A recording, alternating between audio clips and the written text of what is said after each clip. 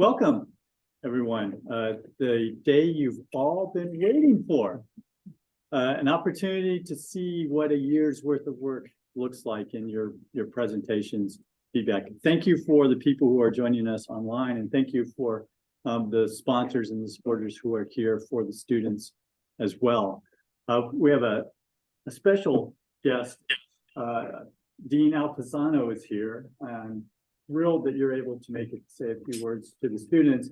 I'm here because Dean Pisano got feedback from the corporate advisory program that we need more systems, in the work that we're doing here as engineers. And he's been very, very supportive. This building is a product of systems. This is a collaboratory, which is multidisciplinary, which is bringing people together from many different disciplines, which is really what we're all about in terms of systems. So appreciate the time. And so Al, if you'd like to say a few words, that would be fantastic. Thank you.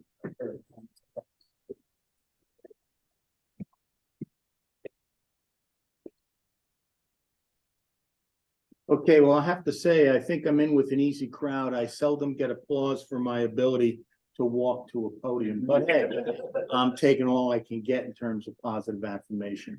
So first off, I want to offer you my morning welcome as well, but actually, more importantly, thank you. Great programs depend on drawing great students, and if you don't get the great students, then you can't keep the program great. So thank you, all of you, for being part of it. I know they work you a little too hard. Sorry about that. But that's what we do here. That's how we roll at the Jacob School. Sorry about that.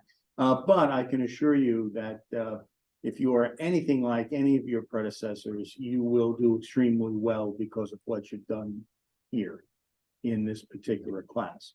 So the Architecture-Based Enterprise Systems Engineering Leadership Program is one of our longest running special programs. And it is true that a few years ago, I said, we need a lot more systems thinking in engineering. The day of the widget will never pass, but widgets are necessary. That's true, but never sufficient anymore. And so that's why this kind of program exists. I want to offer that I believe, and I know this by talking to graduates of the program, alumni of the program, that you had to work on technical skills, interpersonal skills, managerial skills, and know how to do all the trade-offs. So remember, a real systems person doesn't fall in love with their widget. As Elon Musk says, that is not the person who optimizes something that should never be in the system to begin with, right? You don't fall in love with the widgets. You try to make the system work. I hope that you feel you got a lot of that from this program. So I'll just close by offering two more thoughts. The first is, this isn't the end of the road. What you've done is enter into our own little commencement. And why in the university do we call it a commencement? Because it's when you begin the real thing. And the real thing is to enter a healthy and growing network of AESE graduates that help each other now and into the future. So I want to wish you all the best in your future endeavors. If you're here, it meant that John put you through your paces and you performed admirably. John, I'm sorry, even though I said I could stay for a few presentations, I have a little alligator I have to go wrestle before it gets bigger. And John and I share a common belief that hesitation just allows the problem to fester. So get in there and fix it right away. And I think you may have picked that up in the course of this program as well, right? Okay. So you're going to see me put in practice what you have learned, which is, hi, the fire got started at 6 this morning, and by 9, it's almost 9 now, a little after 9 now, I'm going to get on it and make sure I get it put out by 10. Okay, thank you very, very much. I'm very pleased to welcome you all here. And believe me, we are very proud of the AESE program. Thank you.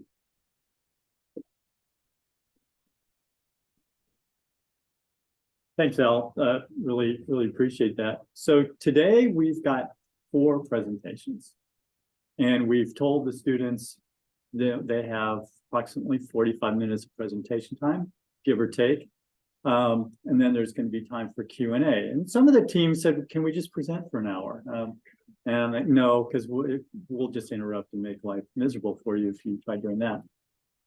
But I think it's an opportunity not only for the presenters, but also the other teams to listen and see what how the other teams are approaching this, how they're presenting, because we'd like you to learn from each other. And I think that's an important thing, from all this. As Dean said, this is a commencement, so this is a beginning, this isn't an end. And although, it's the end of your attendance in this program, I really want to help build a community, of our alumni, because there are a lot of alumni who are out there, so that you can sort of work together and help each other out, in the time, as time goes by. And hopefully the interactions that you've had with your team will help sort of strengthen, those relationships as well as relationships with others, in your particular cohort. So that being said, the process is going to be fairly simple today. Each of you who is presenting will bring your laptop up, hook the laptop up. I will stop sharing, from here. You will start sharing from there. You'll be logged into Zoom. So it's going to be kind of like the old days of COVID, except you're all going to be in the same place. And in terms of timekeeping, I will be, keeping track of how much time has gone by, and I'll stop you at 45 minutes if you're not done, and we'll start the Q&A. It's okay if you finish earlier than that. And I encourage everyone, both online and also here to ask questions, that you might have. I'm sure we can have a really, really good discussion through this. And the important thing is not so much that you got through your presentation, but that you conveyed the information and that we have a nice, robust discussion, at the end. I like to tell people who from outside of the program that the perspective that I gave the students was not to sell, but to provide information in a way such that, not only would their project see approval so that they can understand the true value, but also be aware that they would be the ones who would actually be running the program. So you don't want to overpromise and sort of say, we can do all these amazing things, and then you get approval and then you can't deliver. You really want to be able to present it in a way so that the value proposition is well understood, and so that you have a high degree of probability of success sort of moving forward. So that being said, I'd like to kick it off. Any comments or questions before we get started? No? Team one, please step on up.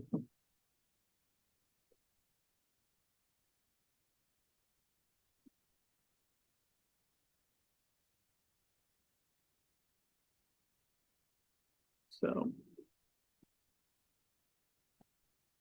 I don't know if this microphone is working. so this, I believe, is the microphone. Is this? Got it. Okay. Yeah. So you're logged in. Can you share on your?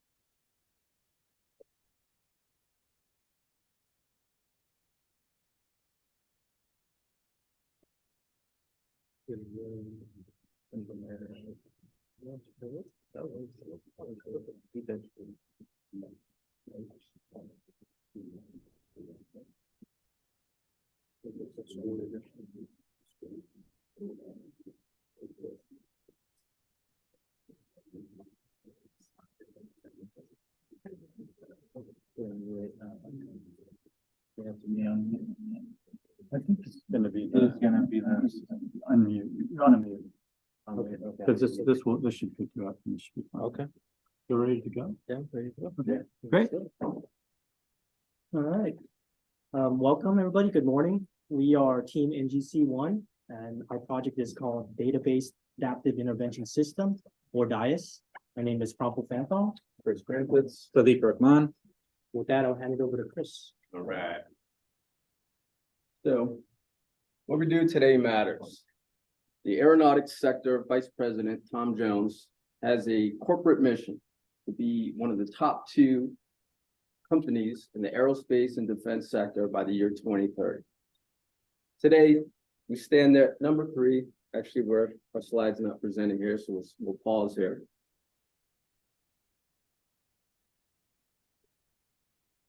Can everybody see we might need assistance here. You're gonna need a technical team. We need an intervention. There we go. There you go. All right, so here we go. All right. Today, we stand squarely in 3rd place, under the number 1 Lockheed Martin, who we're partnering with on the F-35, and more closely, Raytheon Technologies, or RTX. So their annual earnings are 63 billion, 39 billion, and ours is 32.4. So we're roughly 7-point-ish billion behind our next competitor.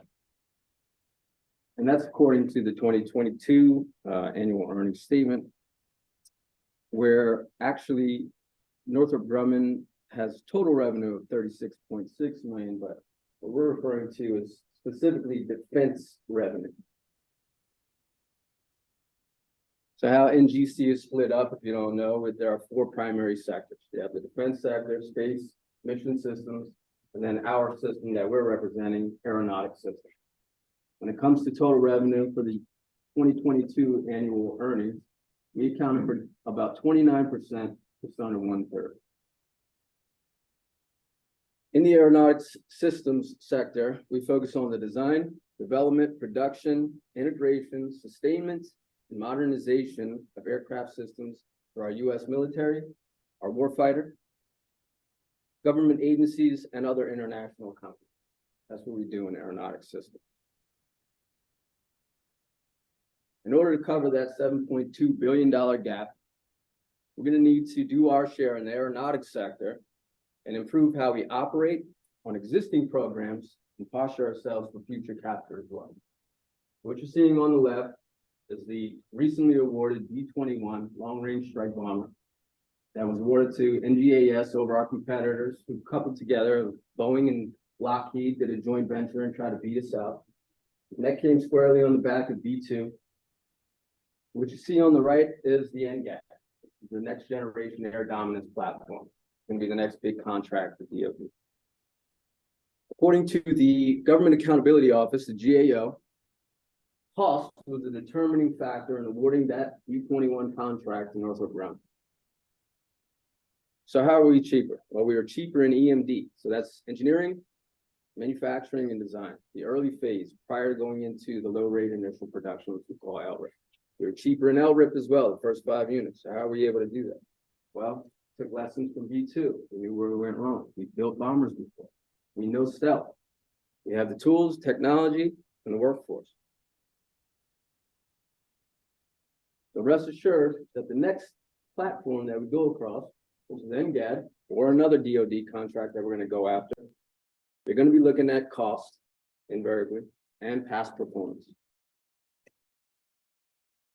So can we do it again? So according to the Federal Acquisition Institute, who is a government body charged with the development of the federal acquisition workforce, past performance, which is an indicator of future performance, is one of the most relevant factors that a selection official should consider in awarding a contract. So again, cost and past performance. If we hope to elevate to new heights and reach that number 2 spot and meet that 2030 goal, we need to continuously improve the way we operate today. So talking with key stakeholders, 2 of the most prevalent problems faced by leadership today are resources and processes. We need to develop our resources. So we need to prioritize development of our workforce, create more robust and dynamic training and integration plans, equip our leaders with tools to make smart business decisions. We need to refine our processes. We need to exercise the technical community to focus on better designs, advanced technologies, more refined and streamlined process. For all the Northrop folks in the crowd, you need look no further than the back of your badge to see our core value of we pioneer. What is pioneering? That's cultivating a culture of innovation.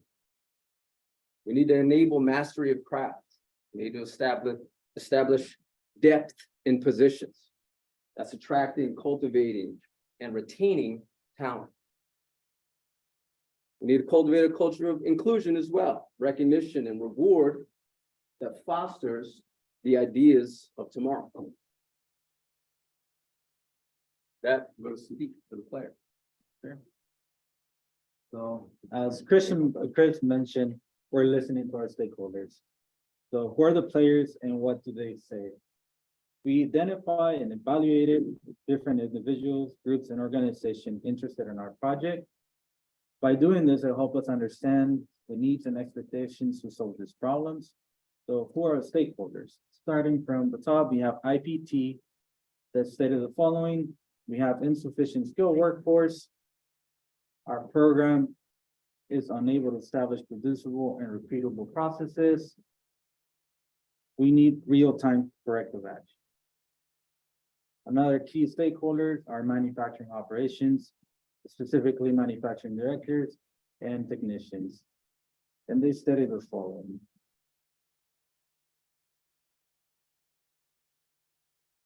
I'm worried about attrition that we're dealing with. And I feel like there's a lot of inadequate training. So understanding these drivers were the fundamental factors that influence the overall direction of our project while hoping to make informed decisions and capitalize on the opportunities presented. But before we go any further, let's understand the problem. So here's the problem. Workforce and process inefficiencies are causing risks to meeting customer demands. There's an increase in attrition due to generational gap and time in the industry.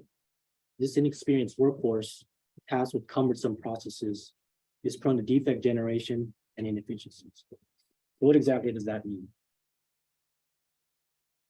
It means that there's lack of industry experience. There's out of high school, trade school, junior college, who are all new to the aerospace industry. Basically, the workforce of today were baristas of yesterday. In other words, the talent pool is becoming limited. There is a generational gap. We all know that the boomer generation is getting close to retirement. They have a great deal of tribal knowledge, most of which was undocumented. With them retiring, some of that will fade away. Customer demands or pressures on a program usually flow down to the workforce, such as schedule, cost, and quality. This means in terms of schedules being pushed to the left or those with no leeway. Other demands include cost reduction efforts or budgetary constraints, and of course, quality in terms of defect reduction. Lastly, attrition. Competitors are stealing talent by offering better compensation packages and or benefits. And there's even internal attrition with the workforce promoting up or moving into other organizations. These are some of the areas that DAIS will provide solutions for. That I will pass it over to Chris. All right, so how are we operating in the aeronautics systems sector, the operations today? We looked at 4 key areas: the execution, quality, training, and process. So when it comes to execution, we have NG proprietary developed systems. Those of you working on the production floor, you know them as manufacturing execution system, or MES. Additionally, we have other standalone systems that work in tandem with those, but independently from. For our parts procurement, usually it's something SAP and another engineering lifecycle management tool. Depending on the program, you will have a different. When it comes to our approach to quality, we have processes and teams that go and identify defects, correct the defects, prevent those defects from happening, and verify that those defects will not occur again. It's called the root cause corrective action. When it comes to training, we have a standardized 80-hour new hire program. All touch labor goes through an 80-hour new hire program prior to touching the unit working. And lastly, our processes, which us in the manufacturing engineering field are very familiar with.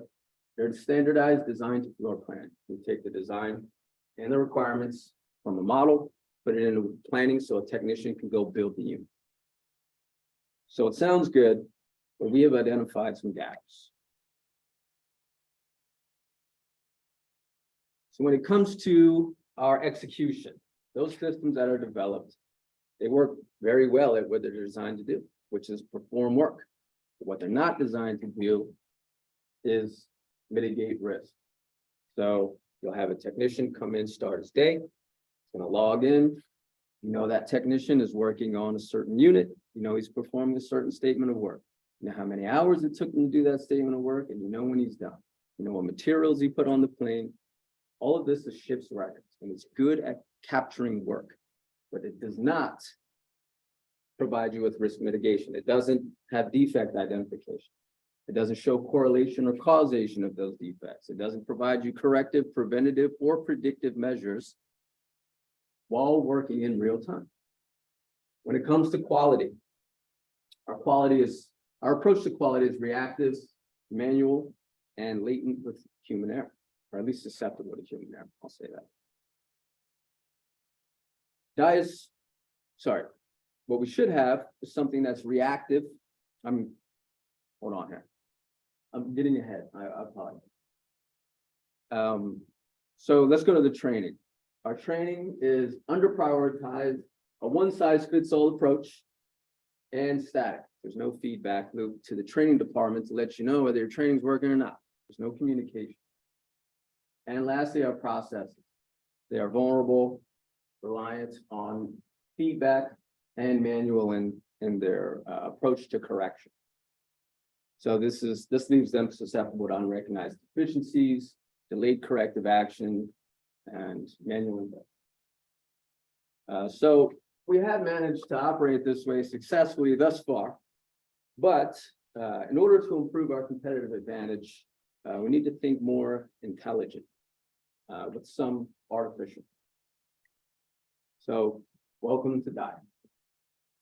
Database Adaptive Intervention System. DAIS utilizes data to identify and predict defects and inefficiencies, develop and deploy interventions, and monitor for improvements in order to reduce the risk of operating in a production type environment.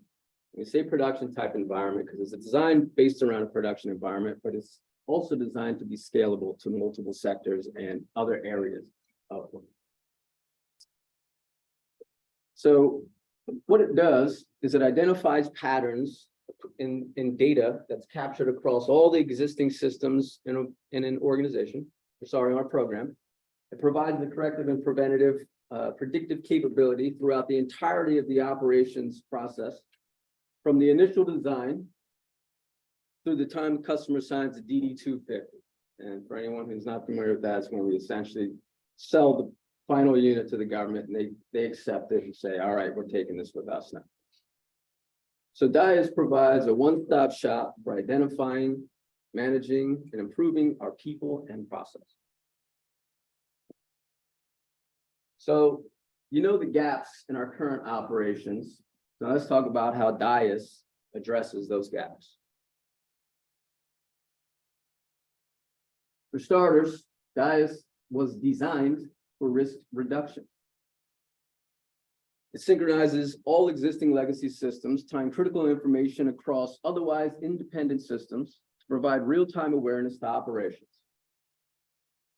When it comes to quality, it automatically analyzes data to proactively identify, correct, prevent, predict deficiencies in workforce processes. It develops and continuously improves interventions based on the monitoring feedback loop. So it's continuously improving. When it comes to training, it facilitates a dynamic development approach. It's both defined and exhaustive. It allows targeted workforce capability development. And it continuously improves, again, based on execution performance data and feedback loop to the training program. And lastly, when it comes to our processes, it allows the technical team to identify and correct issues in both design and planning in real time, And it allows for optimized, streamlined integration and performance of new technologies to the shop floor. With DAIS, we can shift from an operating culture of a reactive state to a proactive state. With that, we'll go to Steve. Thank you, Chris. So as Chris was mentioning the gaps, so we listen. Based on our stakeholder feedback, we developed DICE capabilities that includes work efficiency, workforce talent retention, increases engagement, improvements in quality, and builds capability. Now that we have listed the capability, let's discuss more in depth what these capabilities are.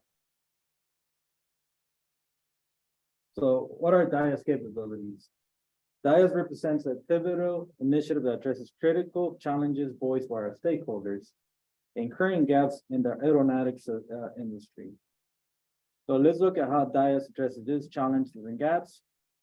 DICE capabilities are the following, starting with workforce efficiency. This capability includes defect identifier module that reduces rework hours by identifying and detecting defect trends by providing managers with real-time operational awareness. The next one is the intervention recommendation deployment module that reduces costs associated with recurring defects caused by manufacturing operations and non-producible processes by providing customized AI-derived solutions. And lastly, for this capability, we have asset matching system. This increases workforce efficiency by optimizing resources allocations based on skill and difficulty. So the next capability is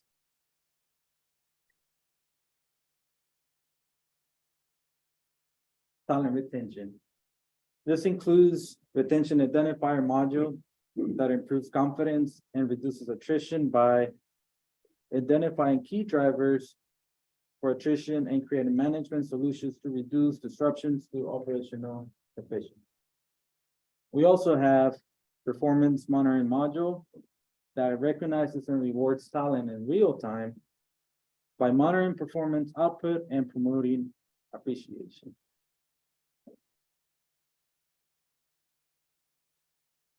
So our next capability is improvements in quality. This one we have skill sets detection database that increases confidence to minimize uncertainty for skill sets requires to anticipate and address customer needs and satisfaction. This is the capability to distinguish the experience needed to execute a program with quality standards and customer focus that ensures contractual compliance.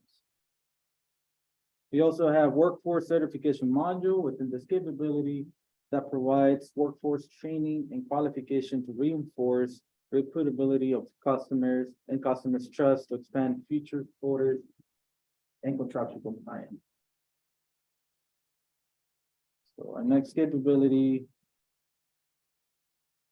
is increasing engagement, which incorporates autonomous task scheduler that increases engagement and efficiency by providing by allocating one-on-one time with managers or performance discussion. This capability also includes a skill proficiency assessment module that improves readiness and promotes growth opportunities by providing managers with capability snapshots for coaching and feedback. Now that we have listed DICE capabilities, we will demonstrate in further slides how these capabilities are applied via a user story. But for now, let's talk about measurement of performance and readiness.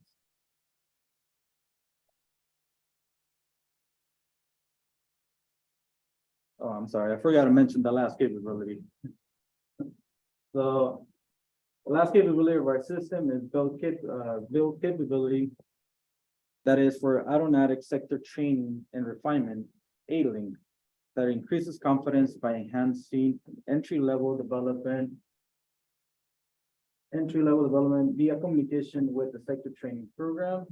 And also we have master training plan, MPP, that increases program readiness by creating a structured training curriculum and optimize development roadmap. So now let's go to MOPs and MOEs. So what are DAIS measurements of effectiveness and performance? MOEs. What an MOE is for DAIS is how effective an intervention is once it's deployed and executed. The target of DAIS MOEs is to reduce operating costs by 10% in the aeronautic sector that will be discussed in further slides, but let's now look at the effectiveness of the interventions that are quantified with the following. We have performance improvement that is measured by percentage of defects, reduce and increase of workforce efficiency. We also have process efficiency that is measured by a reduction of manufacturing hours and rework costs. Talent retention, which will be measured by the attrition rate reduction. Span time. This is what is going to be measured by reduction of overtime and the labor cost. And lastly, customer satisfaction, which is measured by the percentage of manufacturing escapes for our customers. Now that we have listed DAIS MOEs, let's discuss DAIS MOPs. So what a measurement of performance means for DAIS? MOP for DAIS means relevancy, the accuracy of interventions deployed by the system. What this exactly means, as an example for inefficient processes, DAIS recognizes a pattern with a process and deploys interventions, which DAIS is going to evaluate the tools required, part materials, and build requirements to determine the appropriate intervention. Then the system is going to take that feedback from the intervention deployed to determine the accuracy of the intervention method that was selected. Another method of MOP is cycle time. Cycle time of the performance of intervention detection from detection to recommendation. To better understand this, so once DAIS identifies an opportunity of an intervention, DAIS needs to process and analyze the data using its built-in modules in order to make decisions for recommendation.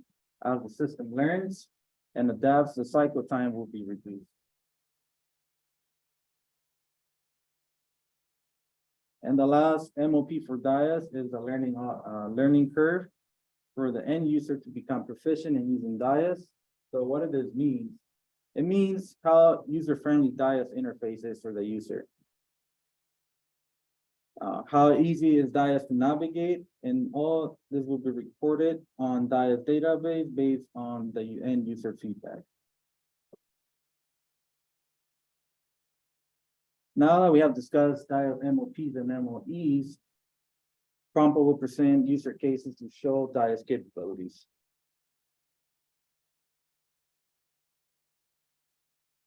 All right, this is a user case for a technician. This is one of the most common user stories for DAIS. The technician workforce contains the greatest number of employees in a production environment. In this story, the technician is working a job and creates a defect.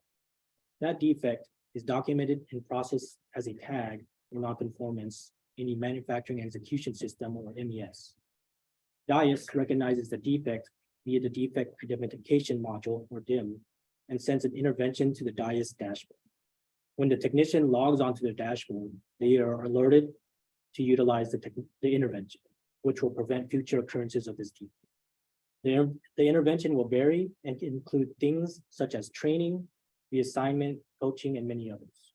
This story is a reactive approach. Another story, but from a manager's perspective. The manager uses many tools as part of their daily tasks. DAIS will be one of those tools. He or she opens up the DAIS dashboard to monitor their team's performance. This dashboard contains graphs, charts that show performance metrics. The one notable thing is an alert that DAIS displays, which is an intervention request for a defect creation. It seeks approval from the manager to deploy the intervention to the technician, who created the defect. This again is also a reactive type approach. In this scenario, this is a proactive scenario. DAIS has a history of data for technicians and is constantly monitoring for patterns. It notices that technicians causes defects on specific types of jobs. DAIS further deep dives and discovers that entry-level technicians are being assigned to these jobs. So DAIS intervenes via the asset matching system, or AMS, and sends a recommendation to the dashboard. The manager logs onto the dashboard and sees this alert. DAIS recommends to reallocate resources based on the skill set of technicians. Since they are all entry level, it is recommended for them to be reassigned to more entry level type jobs for today's job that they were assigned and are all for future instances. Another scenario of a user story, this time from the perspective of the engineer. An engineer has many job duties and responsibilities, some of which include designing, planning, corrective actions. The engineer wants to improve the process, but has no ideas on where to start. He or she opens up the DAIS dashboard and views the interventions that are available on that DAIS displays. In this user story, the engineer is recommended to update planning for a work order. After the engineer updates it, the shop floor efficiency is improved because now the technicians better understand what the work order is telling them to do. The vagueness and lack of clarity they were once experiencing has been remedied by the engineer performing that intervention. That I will pass it on to Sadiq for the high-level diagram. So this is a high-level diagram to show how DAIS integrates and interacts with the existing systems that are used in the manufacturing operations. So our current systems includes Team Center that controls engineering definition of a product, which contains build requirements and COT models. Then we have Manufacturing Execution System, MES, that is in charge of managing and controlling manufacturing operation. In addition, we also have SAP on top that controls and manages and organizes parts and materials. So how DAIS works. So on the center of the diagram, we have DAIS that is communicating with existing systems using its modules as the data is transferred within the systems. All these modules interact with MES at the same time. We have Team Center and SAP interconnected to MES exchanging data with DAIS. DAIS also communicate with A-Stars, that is our internal training system for new technicians. Then all the data from the systems are transferred to DAIS that are to DAIS dashboard, and its modules to output a recommendation on the dashboard. So this shows how DAIS operation activities. So now let's talk some numbers.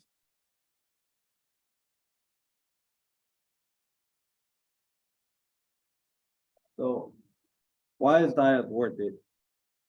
We use the net present value calculations to determine whether the investment of implemented DAIS is worth it by looking at the cost savings obtained from the initial investment of DAIS. For the intent of this analysis, the calculation focused on a single organization, which is manufacturing, a manufacturing program. So to start, we need about $4 million to launch the project. So how do we calculate these expenses? We broke it down into phases, starting with phase 0. Phase 0 includes the development phase. And for that phase, we need about $2.4 million to cover expenses for the developers, which will take about 2 years and 6 developers to code and develop the system. Once the system is developed, then we'll move on to phase 1. Phase 1 is testing and then integration, which will cost about 1.7 million to cover the expenses for subject matter experts, IT and developers, and cybersecurity. And this phase will run for 1 year. We also accounted for on phase 2, the rollout and recurring costs, which is about 415,000 a year. So these are the projected costs for developing and implementing DAIS. So now let's look at the projected value that DAIS creates. So DAIS aims to reduce aerospace operating costs by 10%. Based on non-conformances, processing costs, scrap parts, and overtime costs per year. Note that this data was obtained from our internal metrics, and it's also worth noting that this does not include rework hours performed on non-conformances. This also not includes high-cost scrap parts, which it's anything over $2,000. And lastly, we're mentioning that our system will be tested and integrated at a low production rate program to prove it out. And then it will be transitioned to a high rate production program. So what it means if manufacturing operation costs are reduced by 10%. For our analysis, we project to save about $10 million over a 10-year period on a low production rate program. That puts this in, and to put this into context, this type of program only has about 400 employees. However, now if you look at the impact DAIS can have on a high production program, we're looking at about cost savings over $107 million. But if we decide to take a step further and implement DAIS across all remaining programs, which is about 8, now we're looking at $468 million in cost savings expected over the 10 years. So in conclusion to these calculations, we demonstrated the potential for positive return of investment that's supported by a strategic planning driven by our commitment to achieve long-term success of DAIS. So now I'll pass it on to Franco. So to summarize, the problem we are trying to solve is reducing workforce and process inefficiencies. These inefficiencies cause risk to meeting customer demands. There is an increase in attrition due to generational gap and time in the industry. This inexperienced workforce tasked with cumbersome processes is prone to defect generation and inefficiencies. The solution to that is DAIS. DAIS will mitigate risks in real time by recommending interventions. It will do this proactively and reactively. It will integrate into existing systems as shown earlier, and DAIS will continue to monitor data and use AI and machine learning to recognize patterns and develop correlations in that data. We believe that this will help in reducing defects and in turn increase profitability. DAIS will provide resource development and give NG the competitive edge and help posture us towards the goal of being top 2 in the aerospace industry. Our next steps, we would be to secure funding. Once we secure funding, we will prove out the program in the low rate program. After that's proved successfully, we'll move and scale into higher rate programs such as F-35 before we seek sector buy-in in preparation for the enterprise loan. We appreciate your time in listening to our presentation. Are there any comments or questions?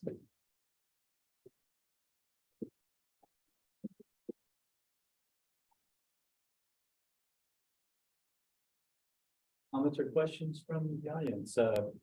Let's start with online. Any comments or questions from online? Good morning, Team One. This is JR Sebastian from Northrop Grumman. How are you guys doing? First off, I want to say, yeah, great job on the presentation. I know it takes a lot of work to put everything together and make it seamless. And yeah, so good job on getting that together. I do have a question. Funding, yeah, securing funding. It seems like there's so many disparate systems. How do you intend to get the funding for so many systems?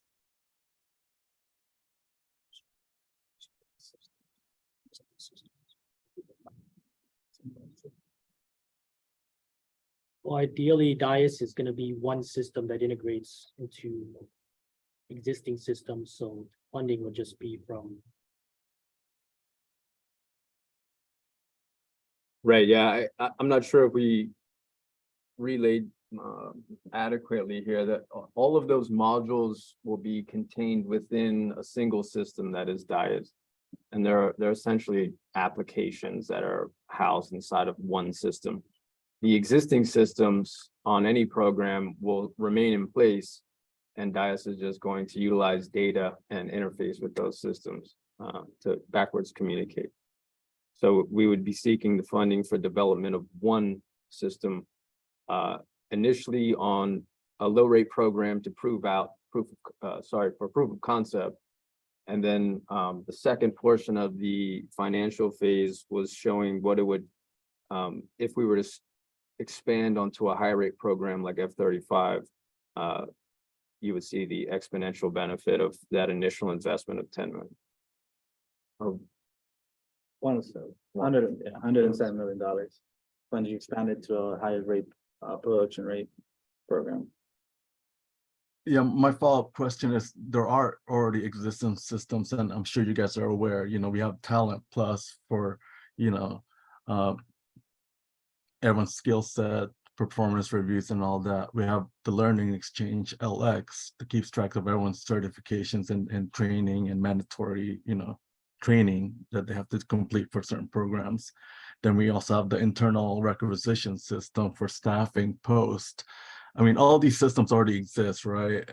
There's even the OMS one, which is just integrated with SharePoint and Teams to notify people of, actions regarding to global supply chain proposals and even contracts. Then, we got S4HANA replacing Team Center, and that's integrated with engineering and quality, and MES for the production line. And then you got Nimbus that maps out all of our processes in the graphical format, kind of like, what you do with Cameo, but more simple version of that. And that's integrated with props, the actual document and processes that we follow. And Diamond Portal, which are lessons learned from other programs. There's already existing systems. Now, my original question is, if you're going to upgrade all of that to something like DAIS, that seems like it's going to cost a lot of money. Yeah, so a lot of those systems are reactive in nature. I know we have Learning Exchange for certifications, where we utilize those in MES to go say that a technician can go drill a hole, right? He's certified to go do a certain statement of work.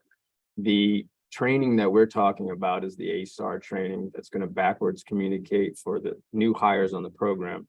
The other training plan that we're talking about is one that's SME developed on certain programs to exhaustively define what it is required in any organization to perform at any level of a specific role.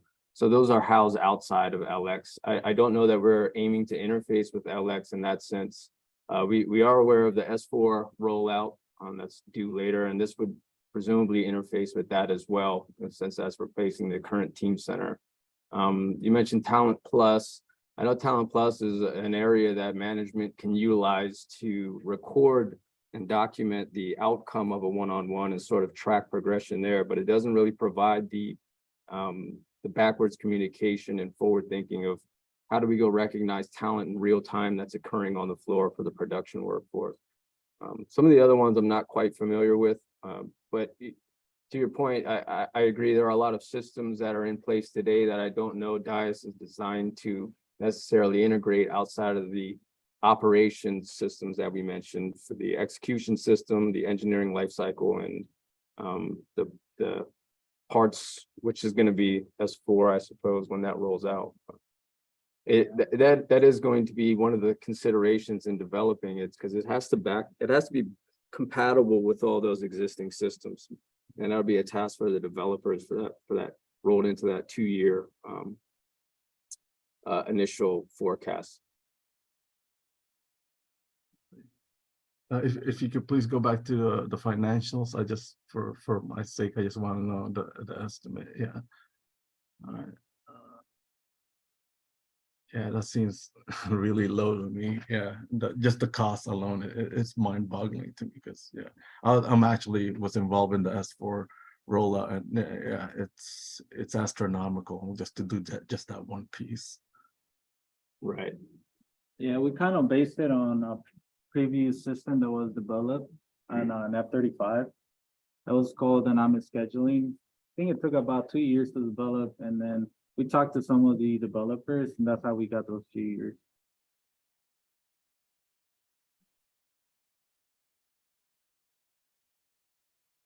Great, thank you.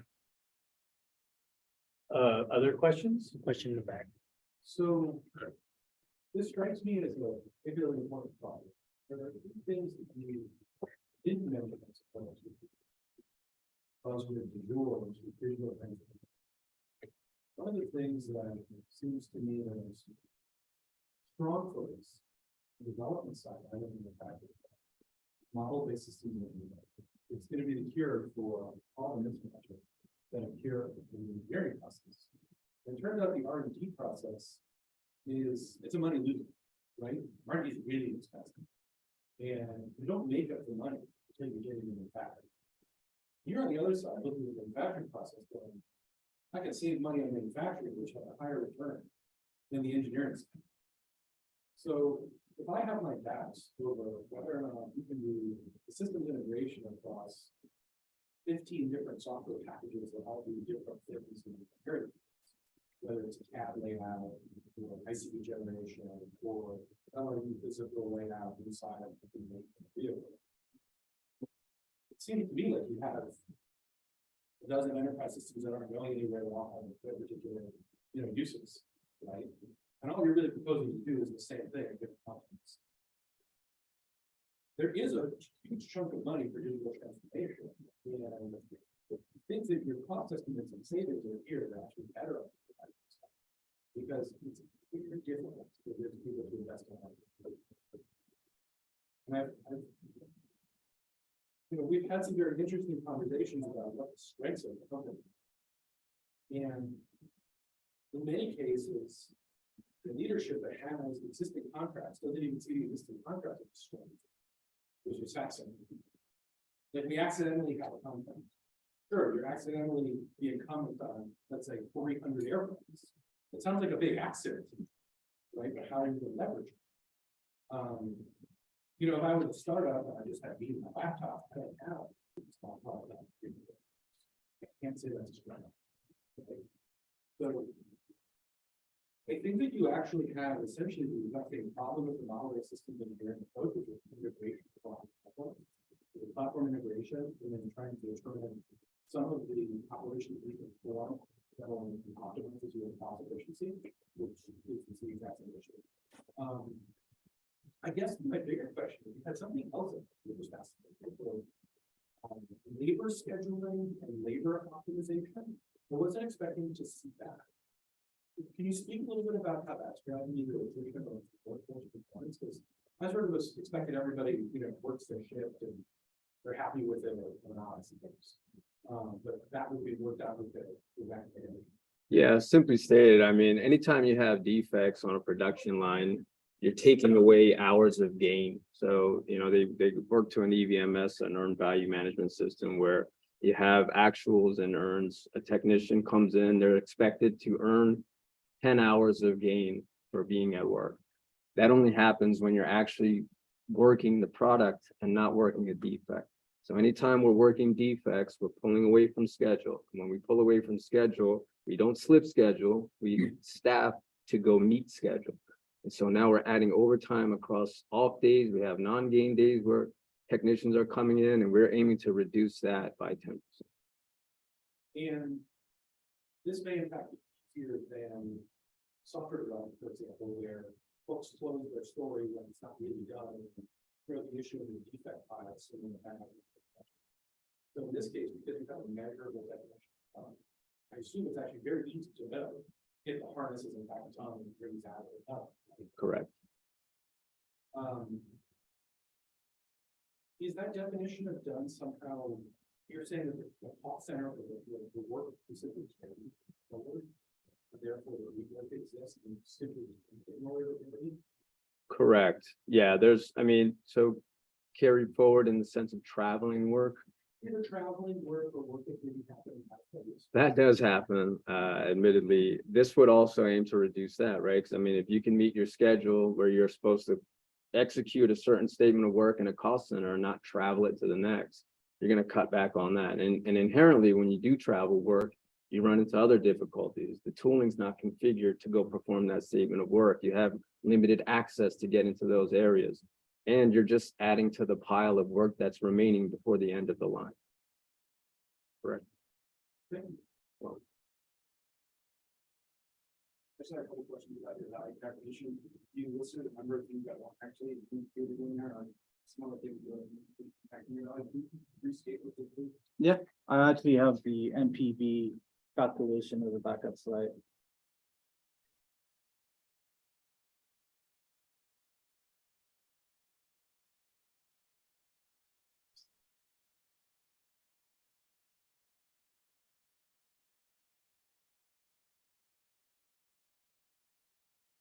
So the first calculation that we used was an load rate program, which what we used, it was the number of employees, so which is about 500 employees on that program.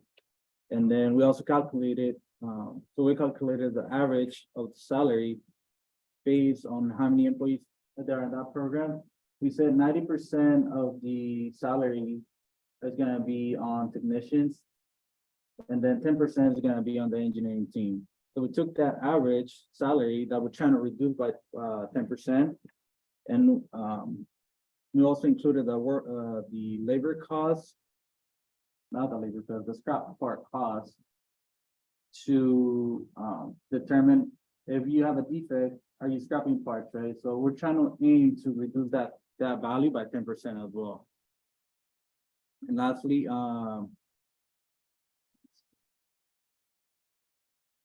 the creation of a tag. So once a tag is created, it's automatically $5,000 that it gets put into the labor cost. So we calculated that, but on a low rate program is about 1,000 tags. So we said we're trying to reduce that by 10%. We added all those values, and then that's how we estimated our current. I know it's hard to see, but we estimate our current manufacturing operating cost expenses and reduce the 10% of that. And then we base that against the initial development cost of DAIS, which is about, I think we said $4 million. And over a 10-year period, we have a savings in cost about $10 million. And this is just on a low rate program. So as you go and then you increase on a high rate programs like F-35, where you have more employees, more defects, that cost savings exponentially grows. I guess I want to make sure in your statement you said that the calculation did include rework or high dollar scrap. Yeah, so Right. Okay. So that would have been like this. Also said that high dollar scrap is $2,000. I just want to make sure. Yeah. You said the tag is $5,000, so if you scrap against the tag, is that a loss of $5,000? So just generation of the tag is $5,000, but however, there's also additional costs. What if the repair doesn't, you don't want to repair the part, you just want to scrap it because it's probably cheaper just to scrap a part than rework it. So we're saying, okay, we're trying to reduce scrap parts by 10%. Yeah, generally, we don't scrap parts because the cost of scrap is a lot more, exponentially more than the cost to generate a tag. You're talking like $100,000 part, and it takes maybe $10,000 to repair it by just pushing a hole. They don't want to scrap it, they'd rather just repair it. That's typically how we operate in the manufacturing environment.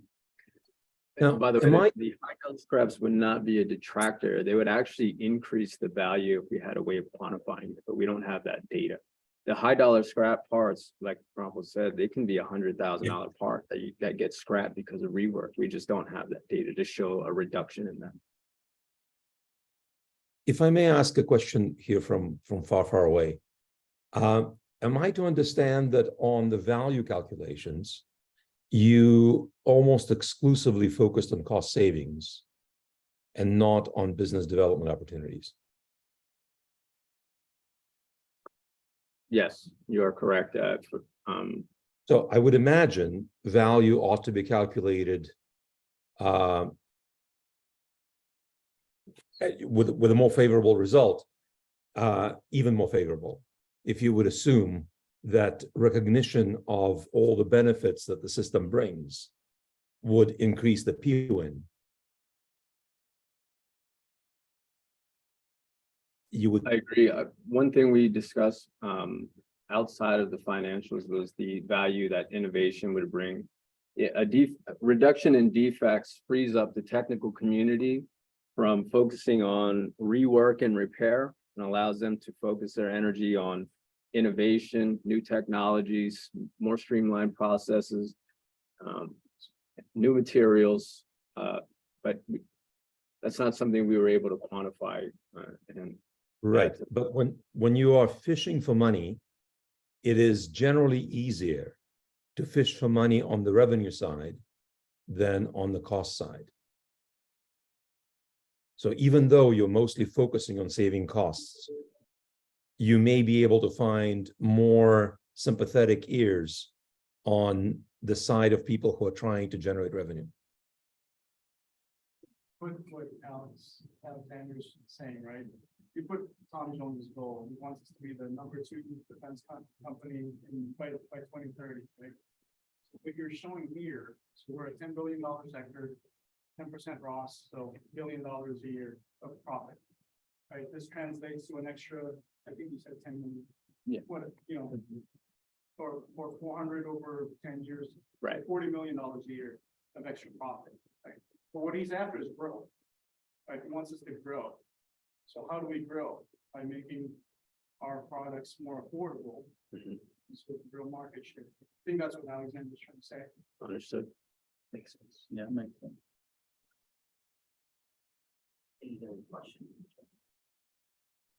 May I ask another question? If I'm reading this correctly, again, on the development costs, you guys focus solely on just the developers and not any, say, hardware, IT systems, data connections, data lakes, things like that.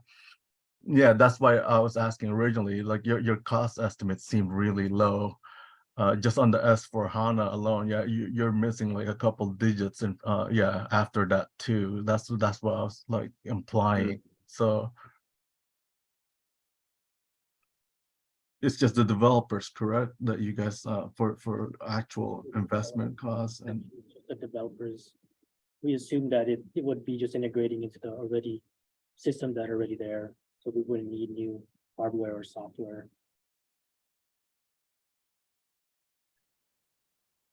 okay.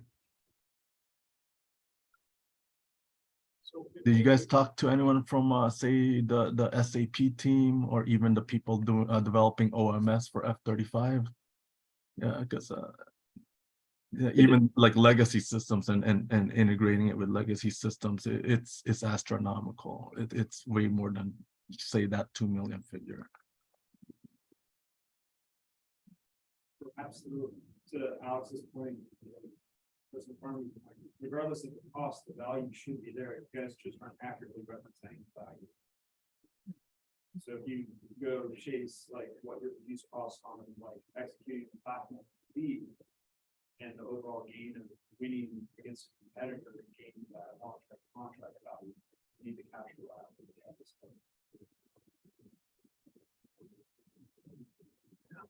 So you convinced Mr. Jones that you've got a winner here, and that you can help him reach his goal of being #2 by the end of 2030. What would be your biggest stumbling block? What would be the biggest challenge thing to success?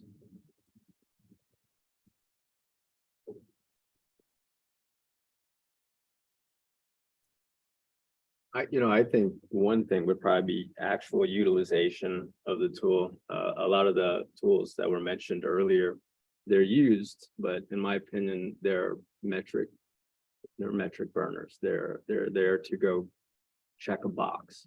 And any tool that's not utilized properly or championed and actually backed by the workforce is going to fail. And I think that, it could be, that's one thing that I would worry about, is that utilization wouldn't be,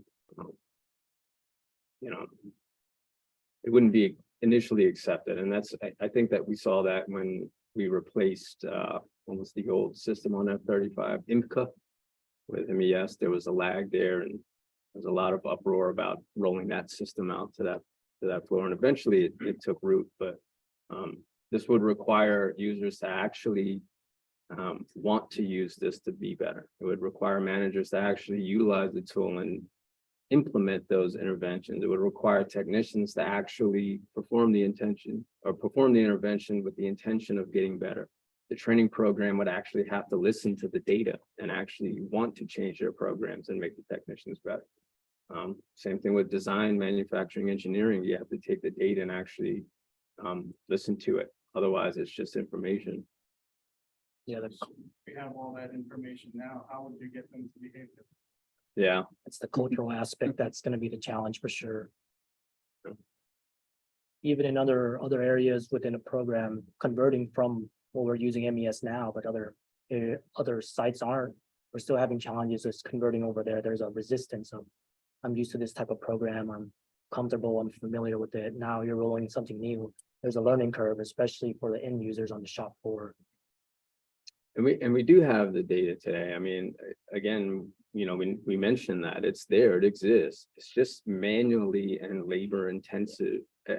Anytime we have, let's just go over root cause corrective action. You have a quality engineer who's going to go and pull up historical data on a defect. He's going to have to go in, pull up all the MES data that's for a specific defect code, all the ship sets, what users. They're going to go and grab manufacturing engineering and say, hey, what's going on with this process? It's a month-long drag out, Fishbone, Ichikawa. You're going to have to go and say, all right, we think we found the problem and this is what the solution is. Then you go implement the solution, you wait for another month to see if that solution worked, you verify the corrective action. And what if it didn't work? Now you're waiting another month. All that data is it's there, but it's being reactively used. DAIS can go look at all the data in existence in real time today and say, don't wait until something happens. I'm showing you there's a trend here. And it's not for one defect, it's for every defect that's going on in existence today. It's going to take all the data that's already there and say, you have an issue with this process. You have an issue with this technician. This manager has 5 technicians that are all creating defects. This process hasn't worked on the last 4 ship sets, or they're not meeting their hours. This employee's been jobbed into this job for 12 hours and it should only take 3 hours to complete. What is going on? It's taking that data lake and saying, we're looking at it in real time, not waiting for you to go dive in because something happened. We have a question, excuse me, online from Nicholas Brackley. And the question is, what's the plan for systems to detect non-conformant work? Is this pre-existing system? Or is it a component of DAIS? Is it based on manual investigation of completed work or automated detection tools? So yeah, there is a module it's called DIM, it's a defect identification module. Now, this isn't something that is an actual tool that is visually inspecting the unit. For certain programs, I mean, that's just not even, for classification purposes, not even allowed. But this is something that is identifying existing data and saying that you have an issue, like I was just mentioning. To roll this out today on any program, you're already going to have mounds of data from non-conformances, tens of thousands of tags, if not hundreds of thousands of tags on certain long-standing programs. It takes all of that and in one shot shows you patterns, causation, correlation to any process or work order. So in the sense of performing the verification of defects, it's not a system that's going to be integrated on the platform or on the product rather, but it's database. Yeah, I guess for our environment, most of the manufacturing is hand built. There is some automation, but that's all limited just due to just size constraints, tooling, facility constraints. Other programs that do more automated things, they can probably utilize automated techniques, but for us, a lot of it's verified by another employee. Mm-hmm. And another comment from JR.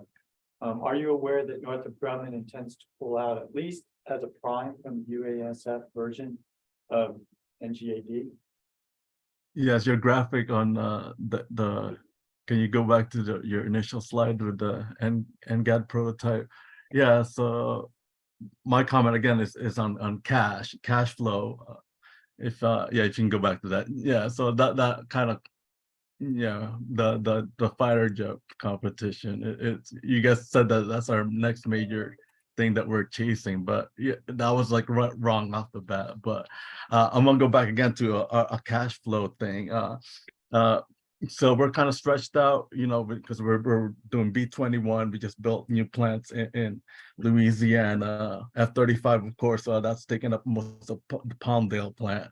So we have a cash flow issue with the company. You know, it's a capital kind of thing, you know, capital expenditures, and that's what's making us you know, pull out of these you know, large contracts. Again, your idea is great for DAIS, but you know, if you can do what Professor Zach was saying, you know, if you can sell, you know, on the results, like the cash that we're gonna get from that will relieve us of the issue that we're having now of chasing big projects, because yeah, we have a cash flow issue. So yeah, just a comment on that. The idea totally is fine. I would amend that, however, with the one contemporary about it, the Jet Zero award for the blended body, because there's a great potential there that you would in fact want to look on the commercial opportunities for that in terms of manufacturing, because at that point you've got two things that are changing. First off, the corporate assessment tax comment you be on the revenue side, you can be looking at the award. The second thing is that you wouldn't be on a cost plus contract on the commercial side.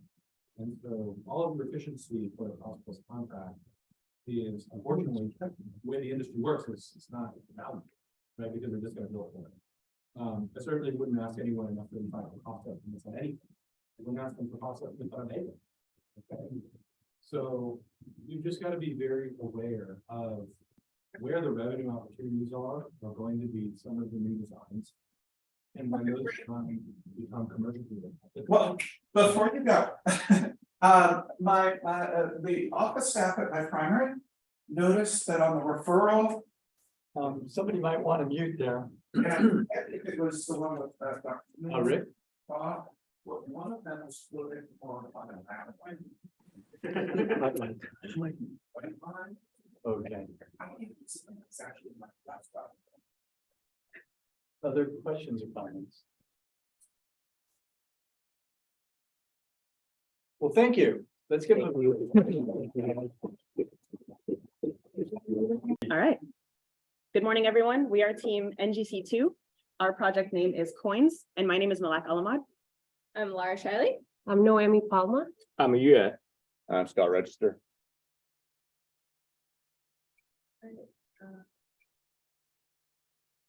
Technical difficulties, please hold. Press 0. It's not looking over there. Oh, there it is. Okay.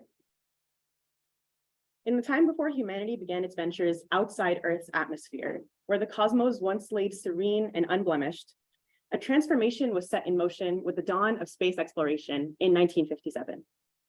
Prior to this pivotal movement, our celestial surroundings were untouched by the artifacts of human ingenuity. With each new mission, the volume of occupied space increased. Today, there are about 8,000 active satellites in Earth's orbit. Yet as mankind embarked on this journey, an unintended consequence occurred: the birth of space debris. Over the last 65 years, this orbital realm has gradually evolved from an untouched canvas to a dynamic landscape marred by discarded fragments and defunct satellites. There are currently 3,000 dead satellites and over 100 million particles of natural space debris congesting Earth's orbit. If today's launches and space exploration trends continue, this is what experts believe our space environment will look like in the near future. So what's the problem? Well, with technological advancements over the last decade, it has become increasingly easier, cheaper, faster to launch things into space. And once spacecraft are up in orbit, they tend to stay there unless they're decommissioned and pushed out, which isn't always the case. So because of this, Earth's orbits are seeing a vast increase in space debris, particularly in low Earth orbit, which is where many of the commercial satellites that provide us with GPS and the ability to call people exist. So decommissioned satellites still in orbit and this natural space debris, as well as man-made space debris, cause collisions that then produce thousands more pieces of debris in orbit. The result of this unwanted space debris is a growing threat of fatal damage to incredibly important space satellite constellations that affect everything from national security to our everyday lives. So here we see some graphs that just provide us with some data to back up this problem. On the left, there's a graph of the number of satellites that are launched into Earth's orbit each year. As you can see, around the mid-2010s, you see a rather dramatic spike in the number of satellites that are launched. This is due in part to the commercialization of many launch efforts. On the right-hand side, you see a graph of the number of objects in space. That linear red line is intentional payloads that are sent to space. The larger green and yellow sections are fragmented space debris. So that red line is growing rather linearly, and you see that the green and yellow space debris, that section is growing much faster than the actual intended items in space.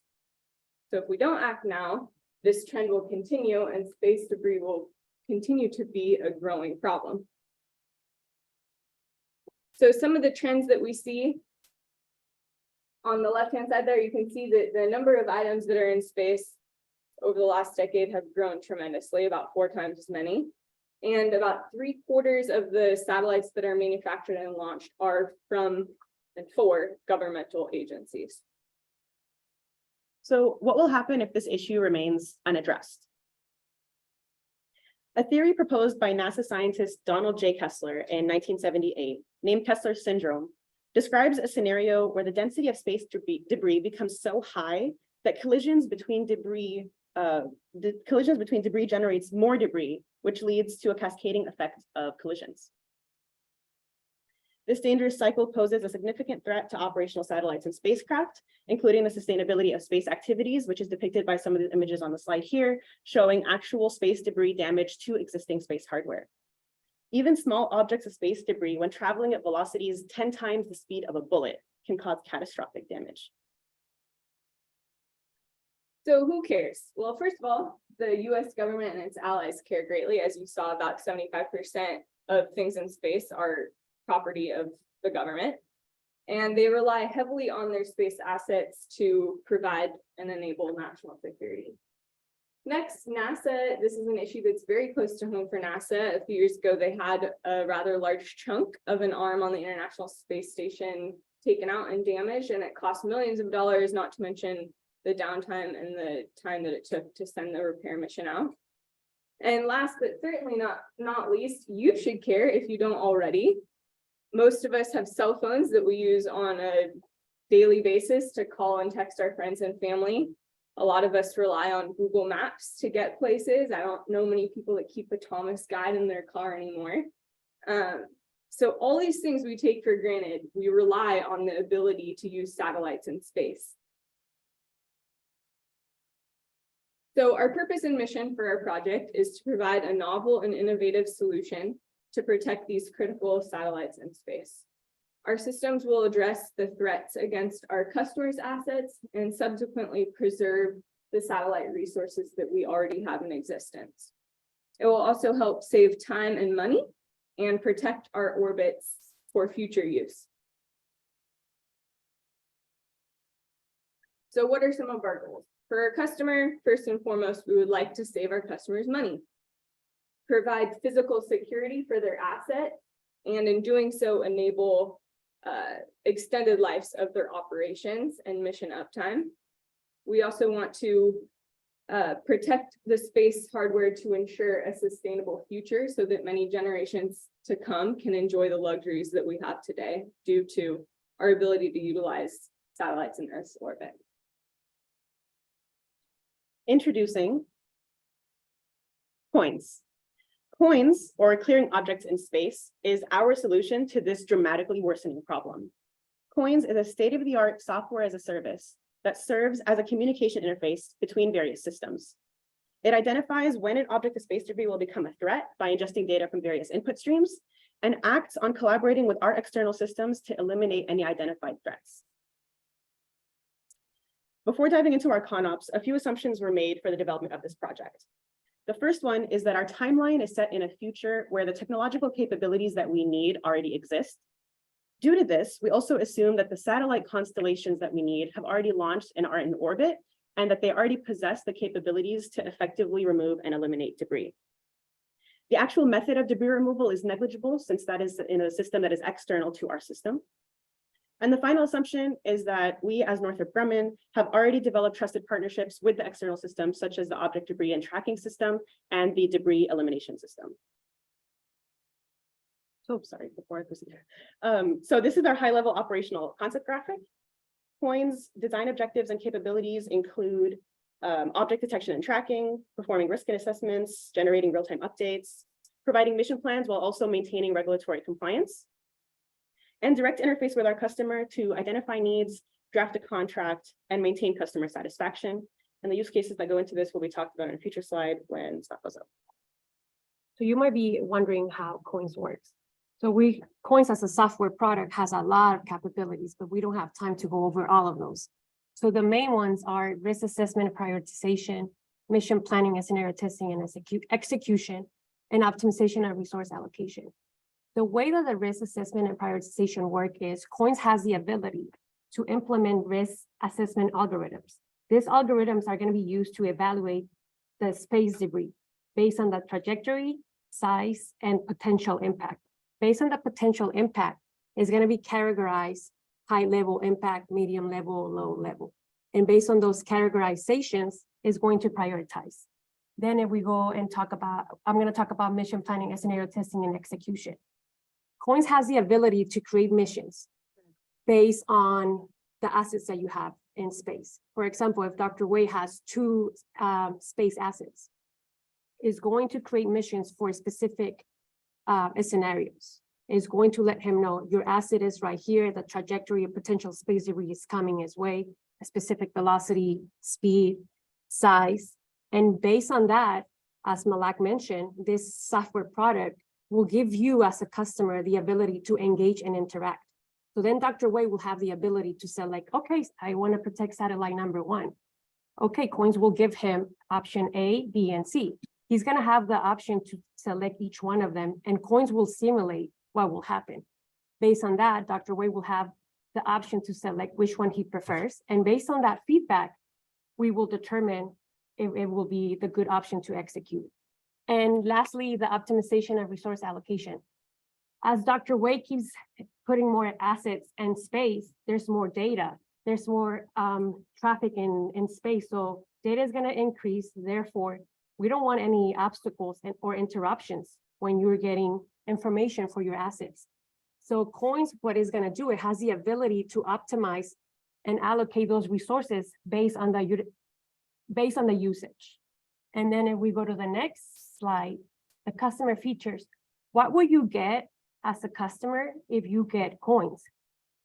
So COINS will give you these features: sustained communication, increased uptime, increased physical security for your space assets, secure real-time data, which this includes real-time tracking and real-time collision risk assessment.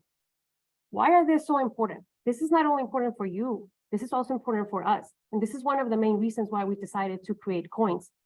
Did you know that there was a study that this American company named Artecnia, they conducted the study for 33 years, from 1984 to 2017. They find out that we as United States, as civilians or the government, we use GPS on our daily basis. When companies are trying to build buildings or bridges, they use GPS. The hospitals, when somebody needs to be rescued, they use vehicle dispatch. They need the GPS. When you're traveling, Siri's telling you where to go. Have you ever noticed that sometimes Siri tells you relocate, relocate, relocate? What if you stop and something happens to you because you stop thinking that Siri was going to make that connection again? What if you decide not to stop and you keep driving? But guess what? Siri didn't tell you that 5 miles ahead of you, there was a hazard and something bad happened to you. Imagine if this is your wife, your son, your daughter, your husband, that they need to be rescued after a fire, after a hurricane, after an earthquake. Who's going to rescue them if we have an outage on GPS? According to this company, they did an evaluation and they said that the United States will be impacted negatively with only 1 day, 24 hours of GPS outage, it will impact us with $1 billion. So imagine if it's only a few seconds or a few minutes. You won't be able to talk to your significant other. You won't be able to locate your daughter. You won't be able to do none of that. That is the main reason why sustained communication is important. We want to be updated data constantly. And coins will give you that as a customer, as a feature for you. Then with that being said, it will increase your uptime. It will increase your security with space assets. You will have peace of mind knowing that coins is there to protect your asset.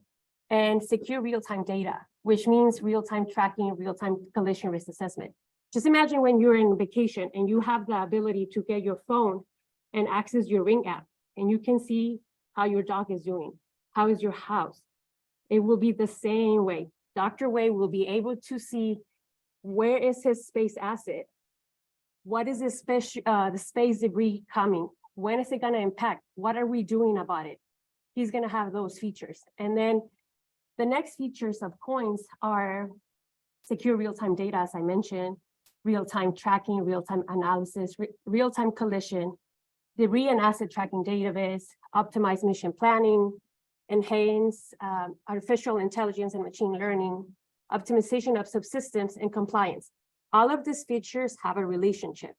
So when you're using coins, it's not only going to give you real-time data, it will also comply. There's going to be rules that we need to follow.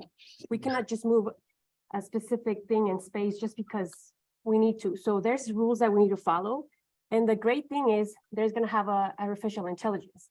It's like Siri talking to you. Coins will be talking to you. It will tell Dr. Wei, you selected option A for your space asset number 1. I determined based on these rules, based on this feedback, it is better to take this option B. That's how coins is going to be working. And then what are the benefits that you will get as a customer?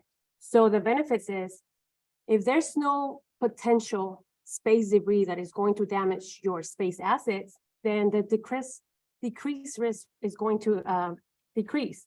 Then with that being said, that lifetime of your satellite is going to increase and you're going to give more value to your space mission. With all of that being said, you're going to save time and money. How?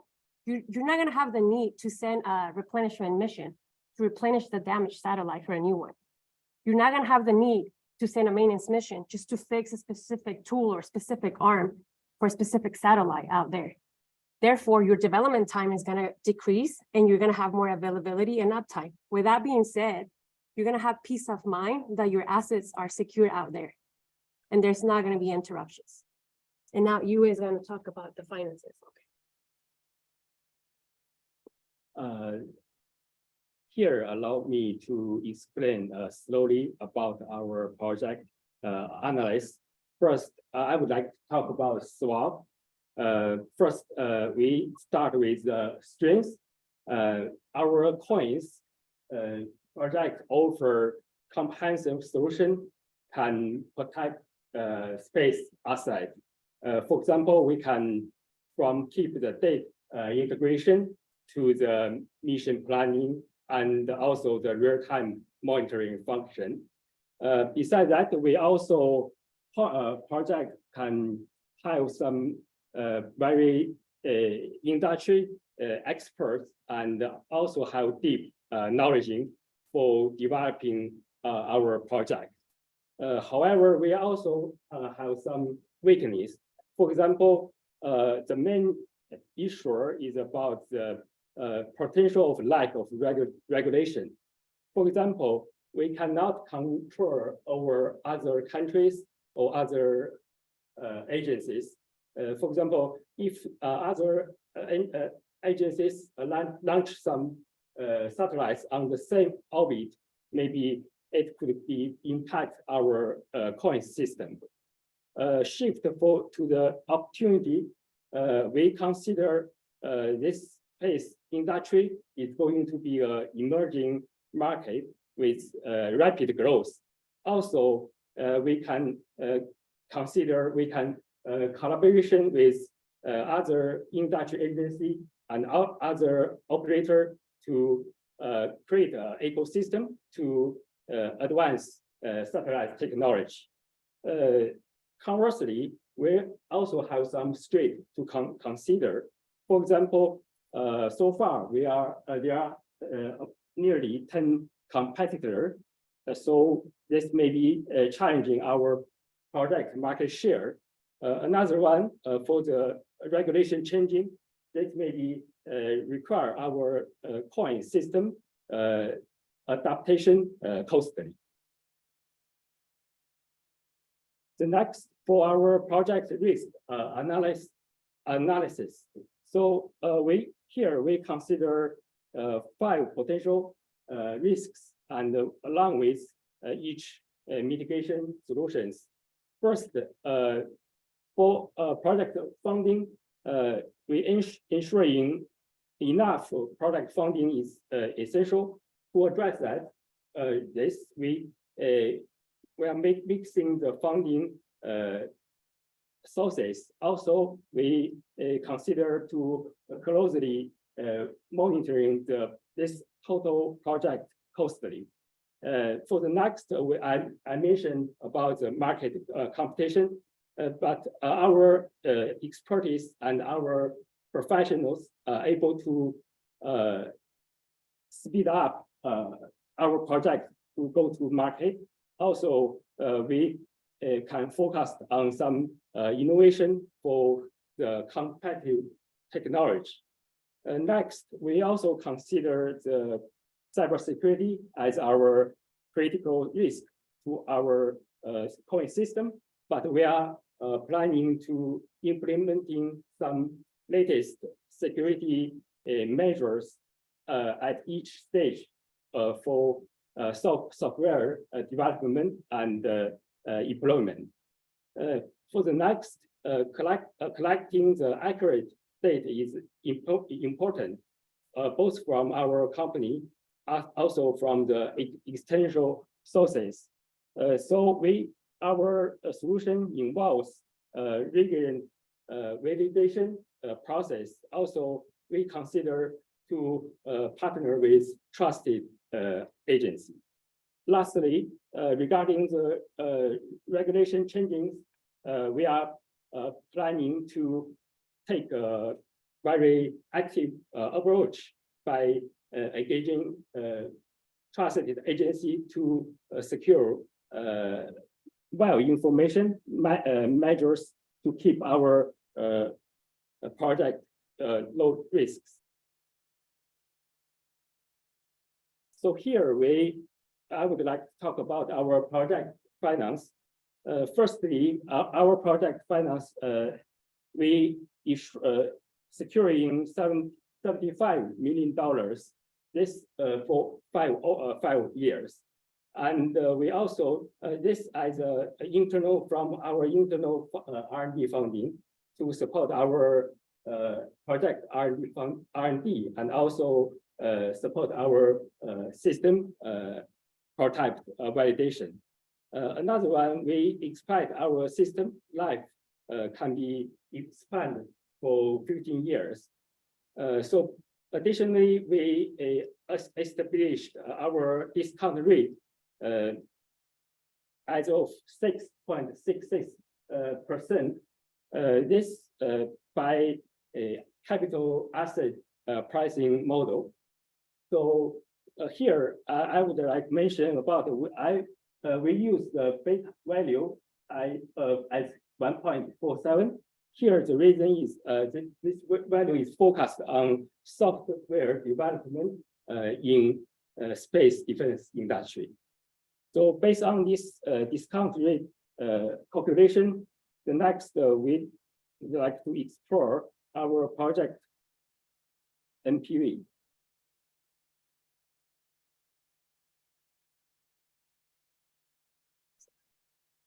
Okay. So as you can see, this graph, there are 3 scenarios for our project over 15 years, based on 3 different market share scenarios. Firstly, we consider expect our market, this industry market growth expectation rate as 23.9%. And also our calculation suggests our project break-even market will be happened with market share can be 10.62%.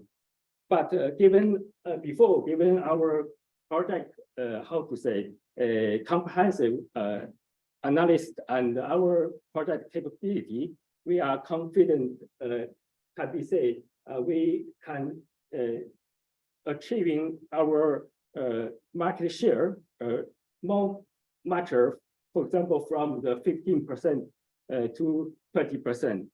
So this will be resulting in our project NPV, for example, from the $413 million with market share 20%, or our NPV value can be $193 million with 50% market share. Thank you. Okay, so we've seen the why, we've seen the what, and we've seen the how much. So now I'm going to go ahead and talk about the how. So for first starting, I'm going to start out the use cases that we've established for the few capabilities that were presented earlier. The first use case is actually going to be to assess and prioritize high-risk objects. And in order to start this use case, we have to get data from our tracking system. The tracking system will send the data, which will then be compiled, normalized, verified, and analyzed by the COIN system. And upon all that, we'll identify the objects and the characteristics of those objects that may be a potential threat.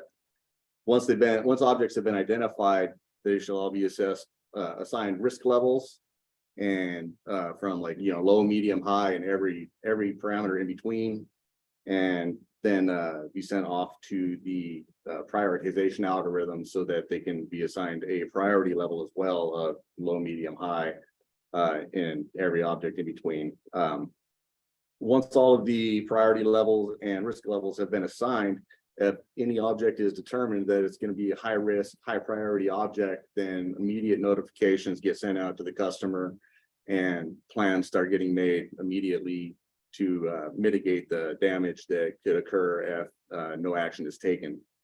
If not, just a normal report, like something just comes up on our radar and we see that it doesn't look like it's going to be an impact, or it's not going to happen for a while, then it's just going to go into a standard report that will be sent out to the proper stakeholders at periodic rate. So after that, we once all the prioritization is done, we're going to start looking at the plan and execute debris removal missions. This will start when the debris has been identified and stakeholders have been notified. Once that has happened, the mission plan gets generated through the system using our artificial intelligence and machine learning algorithms. It'll be sent to the customer. The customer will provide their own feedback on it and send it back to us, and it's going to go through iterative feedback loops until both parties are happy.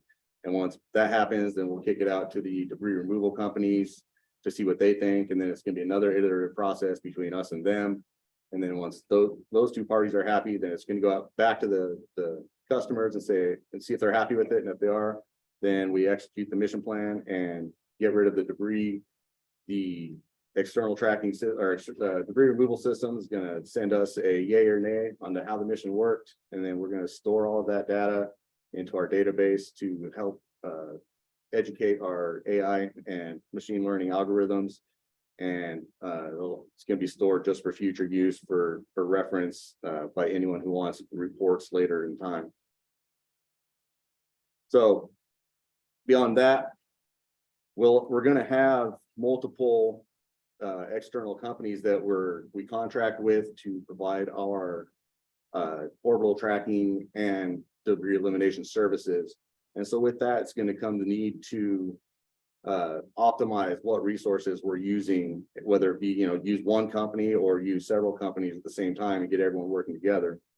Which brings us to the allocate debris removal resources use case. So this gets to be a lot like the previous use case we just listened to, but it's more for once we get into the mission plan design. Part of the mission plan design is going to be reaching out to the debris removal companies, seeing what assets they have available that would work for us, and then it'll be up to our AI and machine learning to dictate which one would be the most optimal solution for us, which will then be sent into the mission plan. And then the mission plan, as I talked about before, is going to go the same way: customer to us to the removal, back and forth until everyone's happy, and then we execute. Once all that's done, then again, every piece of data that's been collected throughout the whole process will be saved for helping out our machine learning AI algorithms and for customer reports. So once all of so now we kind of understand how how things are going to happen. The implementation of this software is going to happen over a few different phases. It's going to be the system itself is going to be mainly software. We'll have to figure out where the software development will take place, and it'll more than likely be on existing workstations or upgraded workstations as they come about. As such, the being software, it'll be developed in an agile methodology, where the phases I have here, each phase is probably roughly 1 year, give or take just a little bit. Each phase can then be correlated to a theme in your agile. Each capability probably become its own epic, and then each sprint is going to be whatever we need to do to get the capabilities down pat. It's going to be a completely iterative environment. Everything is going to be designed, integrated, tested as soon as possible, with rolling through each phase as best as possible.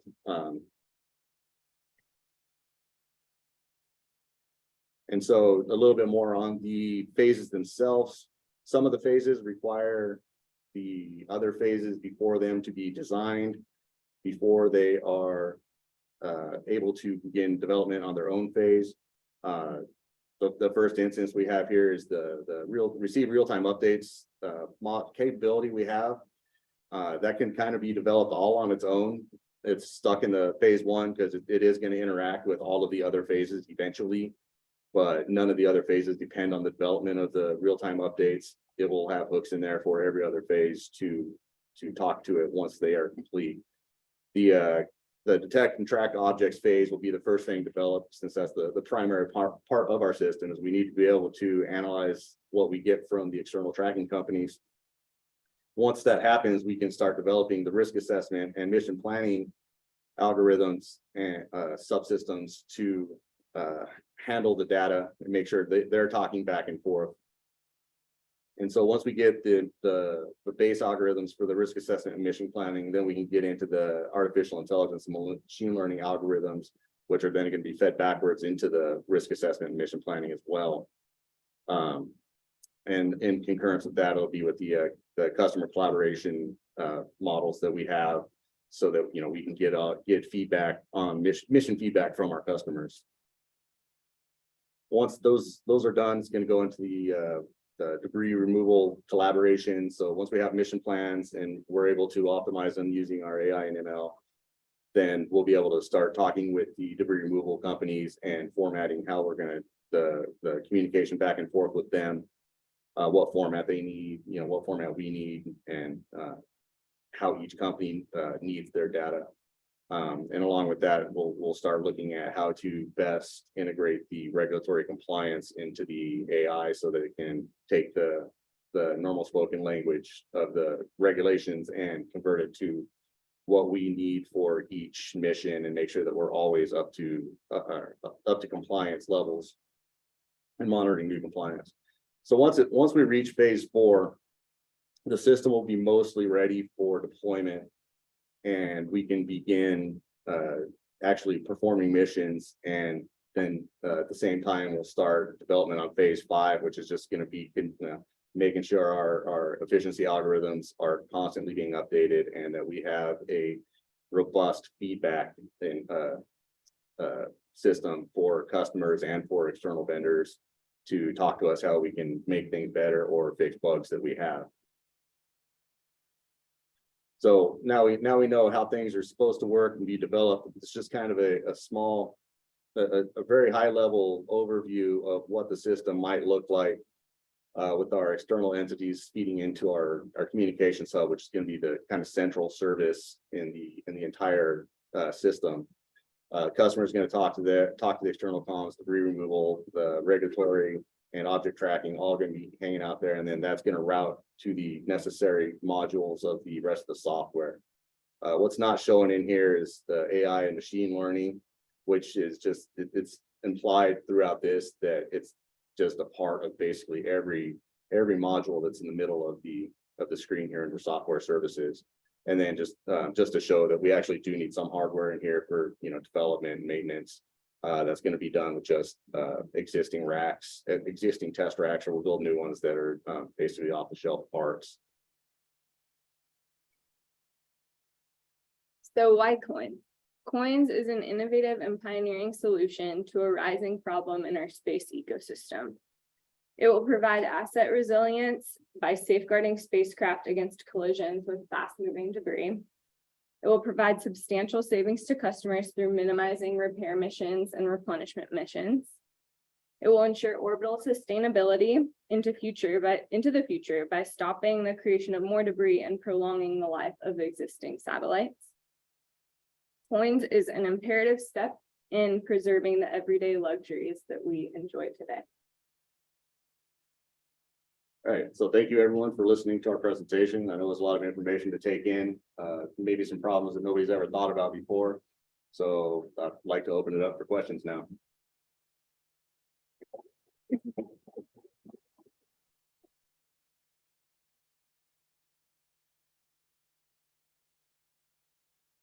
Zach? So looking at your phasing, you would say we get the mission planning and compliance. You need both of those together at phase 4 to actually start going out and launching missions to take corrective action, right? Given the time frame and the amount of money, that's a long time before you have viability, right? So some of the phase 1, phase 2 capabilities offer a minimally viable product that can start generating value. Yeah, I'm glad you asked. I think it's something that we kind of skipped on first. The plan is that the first phase, it's going to be nothing. That's like year 0 to year 1, right? So there's going to be nothing in there. It's going to be pure development, pure loss of market. In phase 2, we can start offering the service to customers as an initial tracking system, so we can figure out what their orbits are, figure out what objects might be interfering with their orbits, and notify them if there's going to be problems. I figured that would be, I think, like about a 60% earned value of what our total capable value could be at that point. And then I think it's going to my hypothesis is that we can grow that by about 10% each phase. So after phase 5, we'll be at 100% capability for earnings at that point. Does that answer your question? Yeah. Right. Who's your competition? Right now, I can't name companies off the top of my head. I've looked.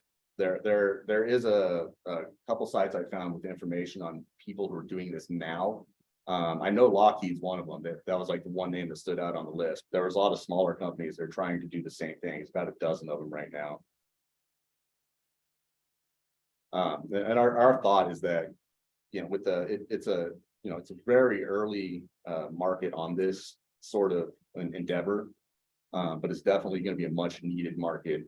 And with basically the size of our company is Northrop Grumman, we could pretty easily take a 20% market share, at least initially for the first 15 years or so.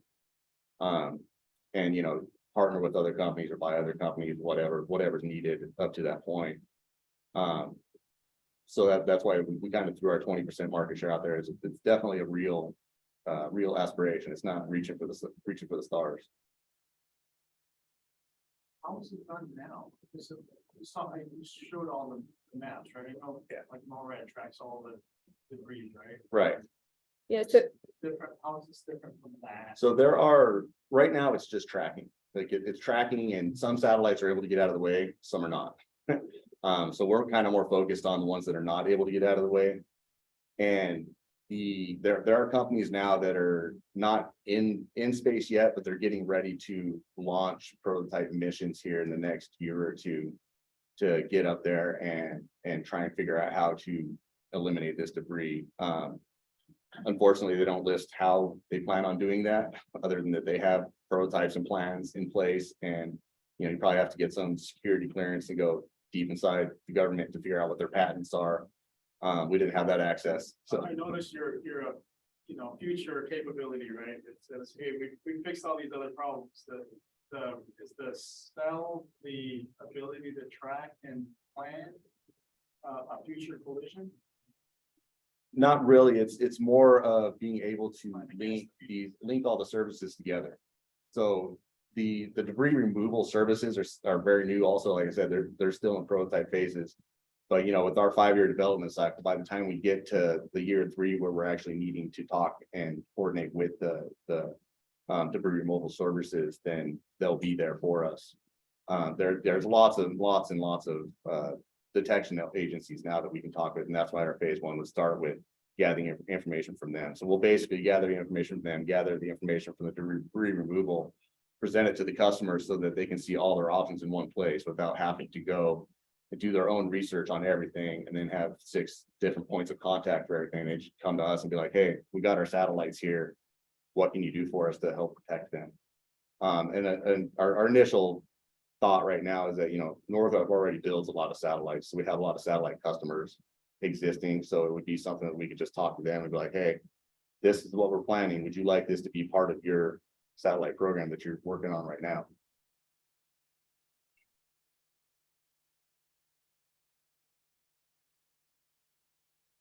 Question from online. To actually, Rick Gessner's noted a number of competitors. He sort of said Orbit Guardian, Clear Space, Astroscale, Abruta, and sort of 50 others. So that one question is, what are they and how do you differentiate yourself? And then let's just do that question. We honestly haven't researched the companies themselves a whole lot. So I don't know what exactly would differentiate us from them, other than we're a whole lot bigger than they are. Like Northrop Grumman as a company is just a whole lot bigger. So we have a lot more resources they may or may not have, including money and just minds, like actual, physical labor power, right? So I think that would be our number one discerning factor over any of those smaller companies. You might consider looking at the smaller companies and just buying one of them, right? Which could take a lot of time out of the front end. That's been thrown around too, but that takes the fun out of the project, right? Yeah. It's always good to know what the competition is doing. Right. Another question, what sets you apart from existing companies? What makes you unique? And that was the answer to that. BlackBerry was bigger the day that the iPhone was released, so. This is true. So you just have to, like you were saying, like you just have to keep that market advantage and make sure that monitor the other companies. And if they're doing something great, then look to buy them out or look to get to market before they get to market. And now, that was the iPhone's first success. They were the first to market with that device, and then everyone had to have it because it was the new shiny thing on market. And so if we're the first to market on this, we now have the big shiny device and everyone wants to get on board with it. Question, comment from JR. So COINS is mainly the software brains part of the space debris solution detecting and tracking, correct? Question. How does your system interact with the other part of the solution, cleaning, ground or space lasers, space tugs, drones, rockets, fired missiles, etc.? That's the output part of our system. Is we're talking to the debris tracking or debris removal companies that are working on their prototypes right now. So it's our plan to partner with them and develop our own contracts and use them, subcontract them basically to provide the removal service and the verification service of mission success. So you are the Uber of. Yeah, space I kind of tourism. say it's the traffic cop, like we take all the inputs in and then we decide where the outputs need to go. Yeah, this is JR. Just a comment. This is a big issue. When I was actually doing this program, the AESE program, Chris Hernandez, former VP of Research, Development and Technology, proposed this as one of our potential projects. So it's been around for a while. But the problem is most of the primes, that's kind of low on their totem pole. They're chasing like, big ticket items, but not thinking for our space system sector. And if we can do like this tracking and we can specialize just on the tracking part and we can let the cleaning, to the other smaller companies, let them handle that. I think we're well poised to do that. So that's a good idea. Yeah, so means I would pose some of the potential solutions for the cleaning in there. Are you guys aware that some of the options are to use either ground or space-based lasers, or drones, up in space, or directly fire rockets and to clear the debris. Are you guys aware of those options? Yeah, so what we've researched is there, you can obviously use space-based lasers. You can use rockets, vehicles with deployable arms. You can use rockets that are like attached to larger objects and actually push them off their orbital path.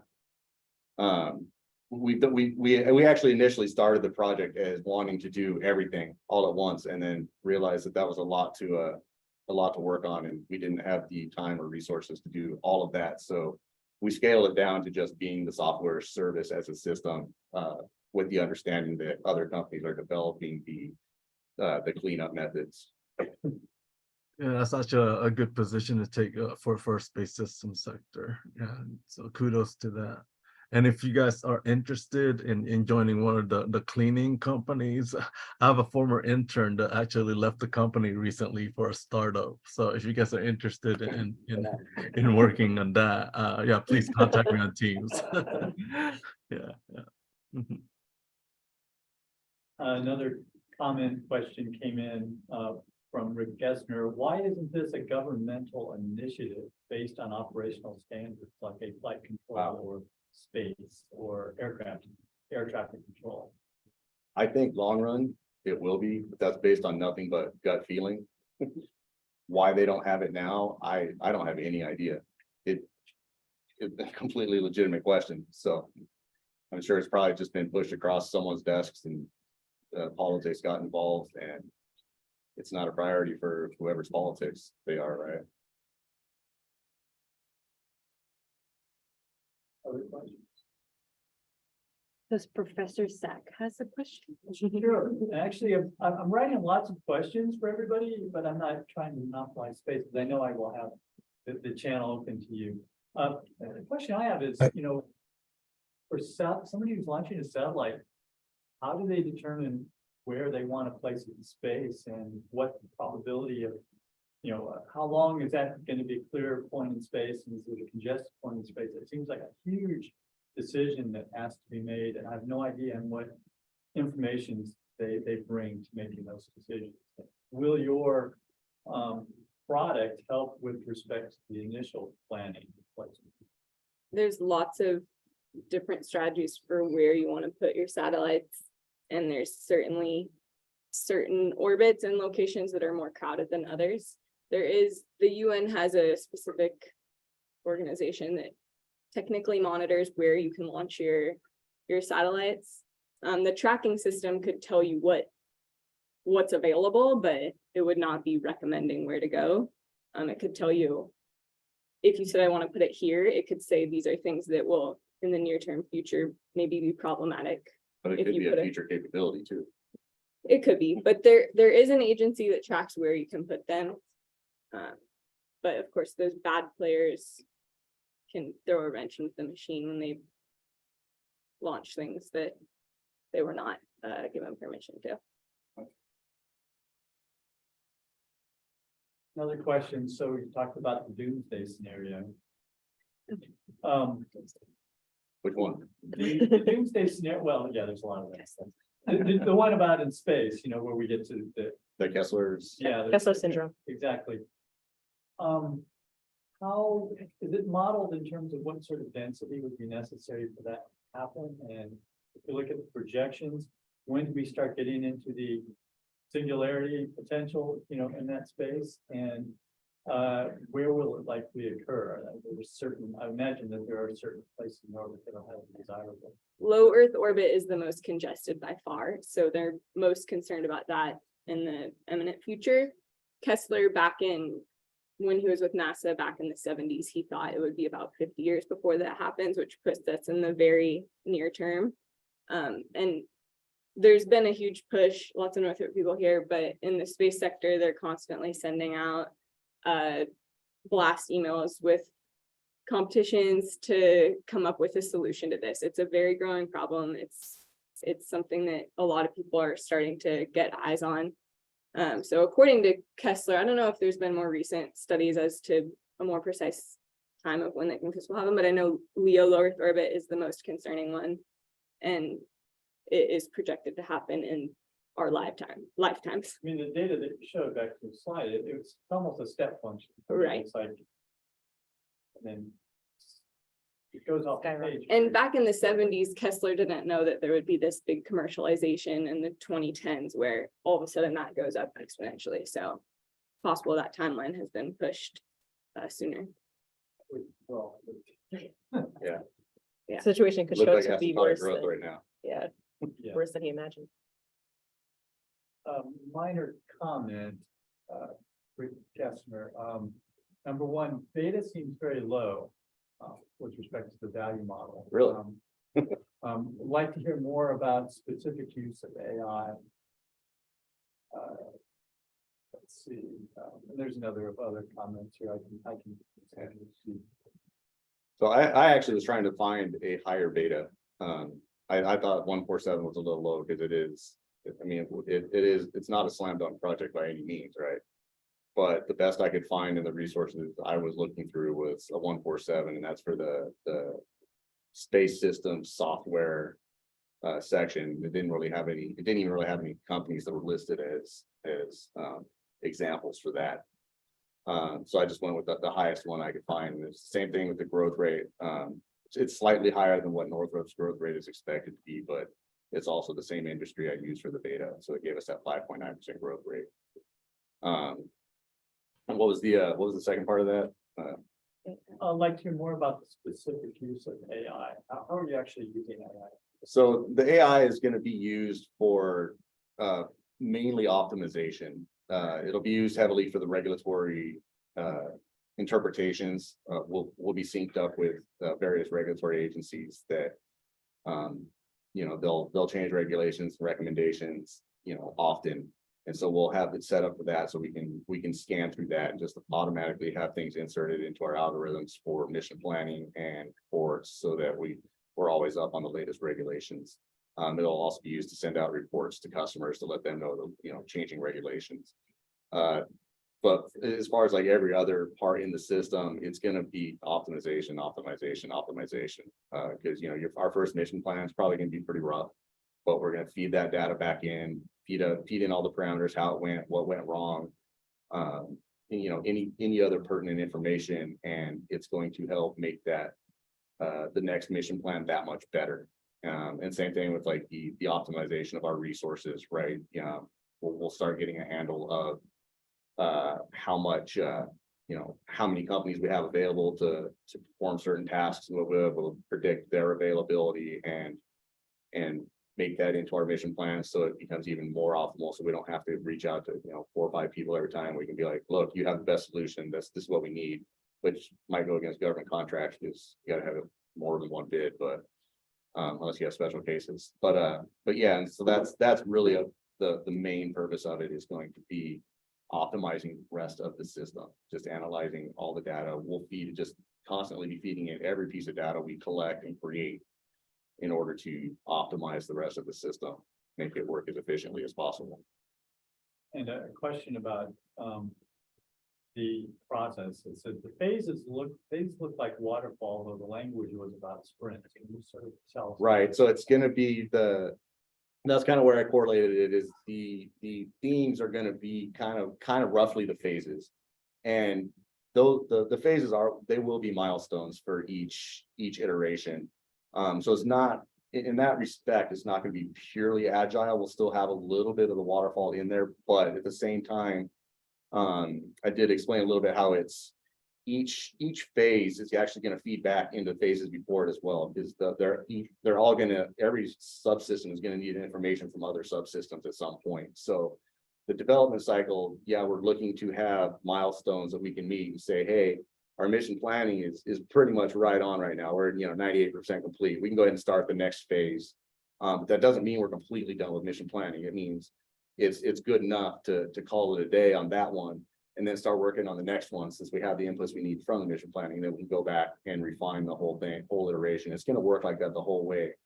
I mean, if you look at if you were to take a snapshot of everything after it was done, it would probably look like a stepped waterfall, but as you start, diving in and getting more granular on things, you'll see the feedback loops at every step of the way.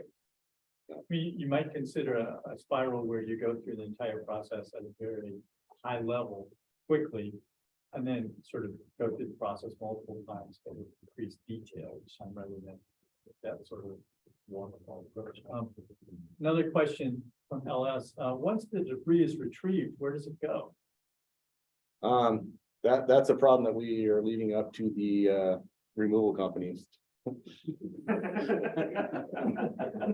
Probably depends on the solution. Yeah. Are you pushing it out into a further orbit?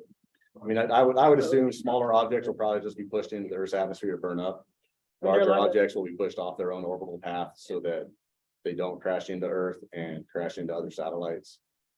But yeah, that was one of those details that we were trying to tackle early on when we thought we were going to do everything. And I think it was one of the factors that helped us decide that we don't want to get into that aspect of it. Which leads us to a comment from JR. So, well, you're not actually clearing, so are you actually doing detecting and tracking object space? Boings. I mean, if everything works as planned and I mean, you could say the same thing about our front end too, because we're relying on external services for our front end to get to start the tracking anyways. And so we're technically not tracking either. We're just collecting all the tracking data and figuring out how to best get rid of it, and then talking to people who know how to get rid of it, who then will give us the results that we need. So once once everything is set in place, it is clearing objects. Well, we have 2 minutes left. I don't want minutes to go to waste. So I think I do. From Northrop Grumman's perspective, is the major benefit the profitability of coins, or is it the fact that it keeps the satellite business alive and keeps sort of space, secure? So before the question's coming up soon. Yeah. So would it be worthwhile to work and partner with all the other satellite manufacturers, or maybe SpaceX, on something like this to ensure that space is going to be safe and keeping it viable and sharing the costs, but sharing the benefits, because it's just like a global good for everyone. Right, but civilian companies don't believe in the global good. They believe in maximizing their profit. So working with companies like SpaceX probably wouldn't happen, because they would just want to cut you out and do their own thing and maximize their own profit instead of sharing for the global good. But they also need an orbit that's not just filled with debris to be able to stay in business. So yes, I think we wanted to start with what's step one, and because the the US puts the most number of satellites in space by far out of any country, but the US government is the #1 player of putting things in space. So we wanted to start there and say that would be our main focus. But yeah, I mean, we could even utilize SpaceX and other companies for that launch aspect of the physical trash removal portion of it. We could also, and that's in the business plan also, is to, we start with government customers and then branch out to the commercial customers to sell it as a service to them as well. So it wouldn't just be like, hey, we're only helping the government. It's going to be for everyone, but it's just going to start with the government. So if I may, this is Alexander. If you want this project to live beyond the next 15 minutes, because you've, I think, fulfilled your obligation as far as this course is concerned, and if you don't want the project to be retired, JR mentioned Chris Hernandez, I believe. Please correct me if I'm wrong, JR. That's correct. Having interest He's retired in this. now, but yes. Yeah. Okay, he had interest in this years ago. Yes. The fact that he retired does not mean he does not have friends any longer. And if you are able to contact him and find out whom he suggests you might want to talk to, who could become your executive sponsor, this would be the best path forward, regardless of whether your calculations are good, whether your design is good. You can improve all that, but without a sponsor, you're not going to go very far. Yeah, And that's an upcoming town hall talk. Even though he's retired, he's coming back to the Space Park campus to give a talk in the next coming weeks. So that's perfect. well, there you are, stalk him. Yes. Yeah, and I know someone from one of a few startups doing the cleaning. So you can moonlight at that company too if you want. I have his contact. He was an intern in my team. Way to go. You get a kickback for that? Yeah, please use me. So, let's see, Jeff Quick says, yes, Blue Origin has a vested interest for the upcoming Kuiper satellite. Right. Any other comments? I was Googling, right, in terms of, it kind of made me think of like a homeowners association. Oh. Like tree removal, like the gardeners that they contract with. Right. But I was looking of, how much satellites are insured, right? And who would be interested in knowing how safe satellites are, right? That's a potential group of folks that could be interested in your service. Right. We've talked about that with John a couple different occasions. What was the numbers we came up with? There's actually almost all satellites are insured in some way or the other. There's like 20 different satellite insurance companies, but they don't provide. It's basically like, we'll pay you when inevitably your satellite gets damaged, whatever its value is at that time, we'll pay you out. Yeah. But they don't have any capability to actually protect it. It's more of just when this happens, we're going to give you some money back. And that could be a future capability is talking with insurance companies to, hey, instead of paying for the destroyed satellite, why don't you pay for our services, kind of like an HMO, right? Yeah. And then also working with them to help them establish rates. So, because we're obviously would be reducing the dangers of their reducing the risks for their satellites by clearing other debris. So we could help them establish rates and take kickbacks from them too. Whatever they call it, I don't know. So, yeah. Well, I think our time is up. This is the fourth time we've had a project restart. So we are Northrop Grumman Team 3 for those online. This is space manufacturing. That was our original project, but we've ended up at Predictive Maintenance Technology, also known as PMT. And then my name is Yuri Lopez. I'm Matthew Dixon, Kevin Benuelos Montes. And Chiwon Song. All right, so I'm going to start with the bottom line up front, and I'm going to show you what we're going to talk about in our presentation. First is our problem statement, which is that Northrop Grumman's outdated maintenance strategy has not kept up with its products and businesses on a global scale, which has resulted in significant impact on Northrop Grumman's profitability and customer satisfaction. We're going to show you our solution, which we call PMT, and it's using AI and machine learning. Northrop Grumman can decrease downtime or decrease system cost and increase Northrop Grumman profitability. We're going to show you some of the business summaries, which, as you can see here, the NPV has a savings of $11 million over the lifetime of a single weapon system, and this can be scaled to multiple weapon systems. And then it also has an indirect value of $4.2 billion, and this is taken over 4 weapon systems, which can also scale further. This indirect value is actually to our customer, the United States military. And then we're going to talk about next steps at the end. So I want to take you back to the 1960s. the height of the Cold War. It was a time when the United States and the Soviet Union were competing for technological dominance. The way that the United States did it is it would hire contractors to build the weapon systems it needed for its military capability. The problem that the government ran into after some time is it realized that the intellectual property for these weapon systems was actually owned by the contractors. So when the military needed to upgrade these systems or maintain them, they were forced to go back to the same contractor to do that, to do those upgrades. So moving forward, the United States decided that it wanted to own as much intellectual property as possible.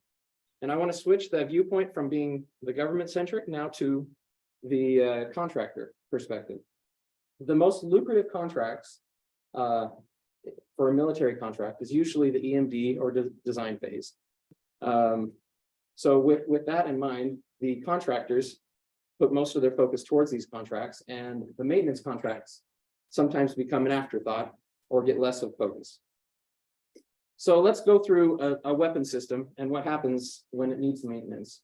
So a weapon system's used, it's in operation, comes down, needs maintenance, or maybe needs an upgrade. A part is identified, and they go to the stock room, and they find that part in the happy case, upgrade the weapon system. Weapon system is operational. But what often happens is that part is not in stock, and then that system is down for sometimes months, leaving an inability to use that weapon system. So this brings us back to our problem. Northrop Grumman's outdated maintenance strategy has not kept up with the complexity of its businesses on a global scale, which has resulted in significant impact on Northrop Grumman's profitability and customer satisfaction. I want to give a real world example. So here's B2. There's a value that's measured called MICAP, which is mission incapable waiting parts. What MICAP means is that the system is down waiting for parts. It's currently 33% for B2. Approximately, that's about $13.5 million per plane that they're down inoperable waiting for parts. When you scale it across the entire fleet, that comes to a value of $284,000 or $1 million with all the planes. So let's talk a little bit about Northrop Grumman, what we do. We all work for Northrop Grumman. Northrop Grumman has developed weapon systems such as the B-21 Raider. It's the prime on the Sentinel system, which is the next generation of ICBMs. It also develops systems for scientific reasons, such as the James Webb Space Telescope, which has taken probably the best images we have of space today. At Northrop Grumman, we have values that we do the right thing, we do what we promise, we commit to shared success, and we pioneer. That's what's stated in the first presentation today. All right, so I want to talk through a rich picture diagram, simplified for what our proposal is of what PMT is. We're going to use the example of an aircraft up here. So an aircraft is used when it's designed. It's got all these sensors that are tracking a bunch of things with the airplane. When it's in operation, those sensors are tracking data, and then that data eventually gets sent to a server. Also running on that server is a machine learning algorithm that is checking for anomalies. If it detects an anomaly, maybe it detects that a part needs to be replaced. They notify the global supply chain, and the global supply chain may put out for an order. Maybe they already have the part in stock, but if they don't, they'll put in an order. And then when the time for maintenance is actually needed, the part's ready, they're able to maintain the weapon system efficiently, and the downtime is minimized. Now, for the next step, we're going to talk about why we have PMT. For Kevin. Thank you, Matt. So I'll be covering the benefits that we kind of derived from our solutions. As you can see them up here, it's reduced risk, increased customer satisfaction, increased emission capable rate, increased contract awards, and that's both design and maintenance contracts, reduce operational costs by detecting issues earlier in development, increasing the operational efficiency through the use of AI/ML to track system health and performance. And in developing our solution and understanding the benefits needed for our customer, we arrived at the following capabilities, which you can see on the screen here. And the main capability / goal of PMT is improving the product performance and lifespan of any given weapon system. This capability is broken up into 4 key pillars, which can be seen in our CB2 capability taxonomy. The first one on the left is the modeling and analysis capability. That's the main focus and driver. Here we see it's composed of monitoring the weapon system, which involves using the sensors on a weapon system, as mentioned previously by Matt. It also involves monitoring the inventory to ensure that parts are either in stock when needed or ordered in anticipation of the need. And finally, the largest part of our modeling and analysis capability is the model development, which in itself includes training the model, deploying the model, and updating the model. The second capability is maintenance, which is performed by the maintenance personnel. Maintenance is made up of 3 key capabilities: changing the part, scheduling maintenance, and maintaining the weapon system overall. Our third capability is inventory management, which is performed by a mix of the logistics personnel and PMT itself. Inventory management is made up of 3 key capabilities, which are checking the number of parts, adding new parts, and updating the number of parts. And the fourth and final capability is logistics, which is performed by the logistics personnel. Logistics is made up of ordered parts, getting quotes, issuing purchase order, and receiving the part. And so from those capabilities, we identified 3 key use cases, which you can see on this use case diagram on screen. The use case update AI model drives the entire system and is a key part of the modeling and analysis capability. Creating failure models is not a one-time event we can rely on for the entirety of the weapon system lifetime. So thus, making use of the most recent performance data we're tracking is pivotal in ensuring the models are up to date and as accurate as possible. The order part alert use case is a key part of the inventory management capability. It ensures we always have spare parts on hand to prevent expected failures. Additionally, since PMT alerts us to future failures, we're able to keep a relatively smaller inventory, which can reduce our footprint. The perform maintenance alert use case is a key part of the maintenance capability. Knowing when to perform maintenance will extend a weapon system's lifetime and keep it operating at an increased capacity. And so here's our OB1. OB1 is just a high-level overview of the system architecture and how it's performing its mission. So we can see on screen that there's 2 key flows that make up PMT. The one shown in blue is the performance tracking flow. Here we see how the weapon system is monitored and the performance and health data are stored. As that data is monitored and stored, PMT is constantly evaluating and determining when to send out alerts to maintenance and logistics personnel, which would be the red flow.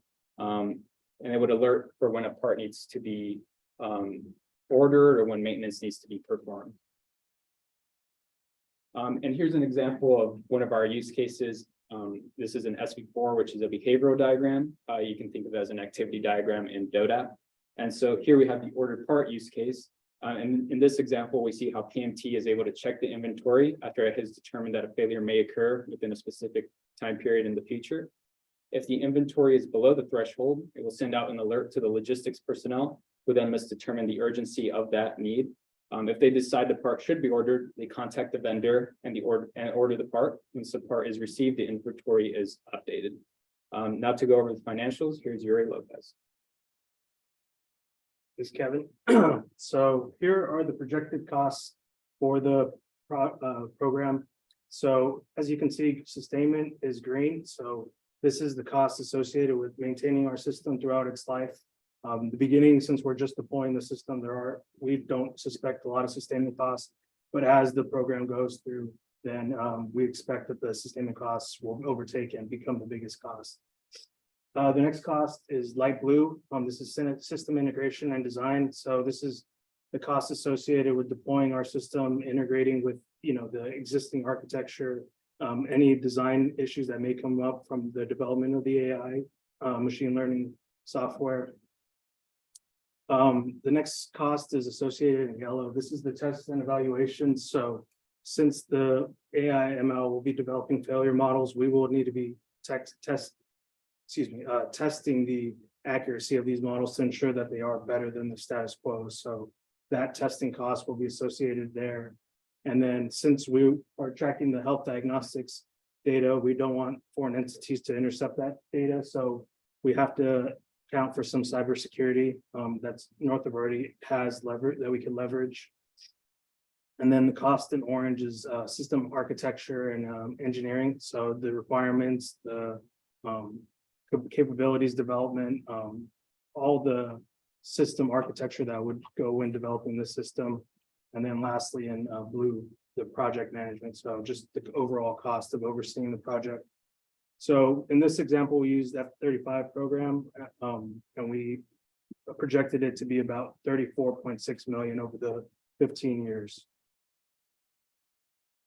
The next slide is about the spares inventory decrease. So, standing inventory decrease. So the plan is to create failure models for a small number of critical parts initially, and then gradually expand the number of parts being monitored as our system PMT inspires more confidence, generating small wins, establishing the proof of concept. And then at the top, it's the savings flatten out as all applicable parts for the one equipment system are being monitored, and thus the savings caps out there. But again, as previously mentioned, the idea is this is just for one equipment system. If we were to incorporate it across multiple, then the savings would grow even further.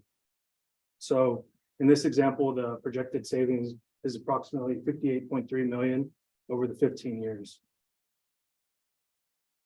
And then here's the projected NPV. So the costs are associated below the line, and then the savings are above the line. The NPV for the calculation came out to around 11 million. So as part of this project proposal, we evaluated 2 years of flexibility. That's what we called our optionality. So with the optionality, there comes some pros and cons. So the pros being that the AI technology maturity can be developed even further, increasing the probability that, the AI being viable enough for PMT to succeed, as well as reducing the overall AI cost as AI becomes much more efficient. Cons, the increased time before savings. So with the 2 years of optionality, that's 2 years taken away from potentially earning any savings. The other downside would be that competitors could beat Northrop to market on a similar concept. And thus, if the government were to accept this, proof of concept, then they would have the standard architecture. Baseline is what we call beginning the project immediately. So the pros for that would be quicker development of the AI software, allowing for the minimum time for savings to occur compared to the optionality. And then the other pro would be the ability to make our architecture the standard. And then the cons would be high cost in developing and managing AI software currently. So again, here's the projected cost for the optionality. It follows a similar trend, just with the note being that FY23 and 24 is shown with no cost to represent the flexibility. So the cost would follow the same trend, but beginning in FY25. And in this example, the projected cost is around 30 million. And then similarly, here's the projected optionality. So the part monitoring will be in the same rhythm as baseline, slowly incrementally increasing, and then savings to begin to occur 2 years later, or begin later in the project due to the 2 years of flexibility.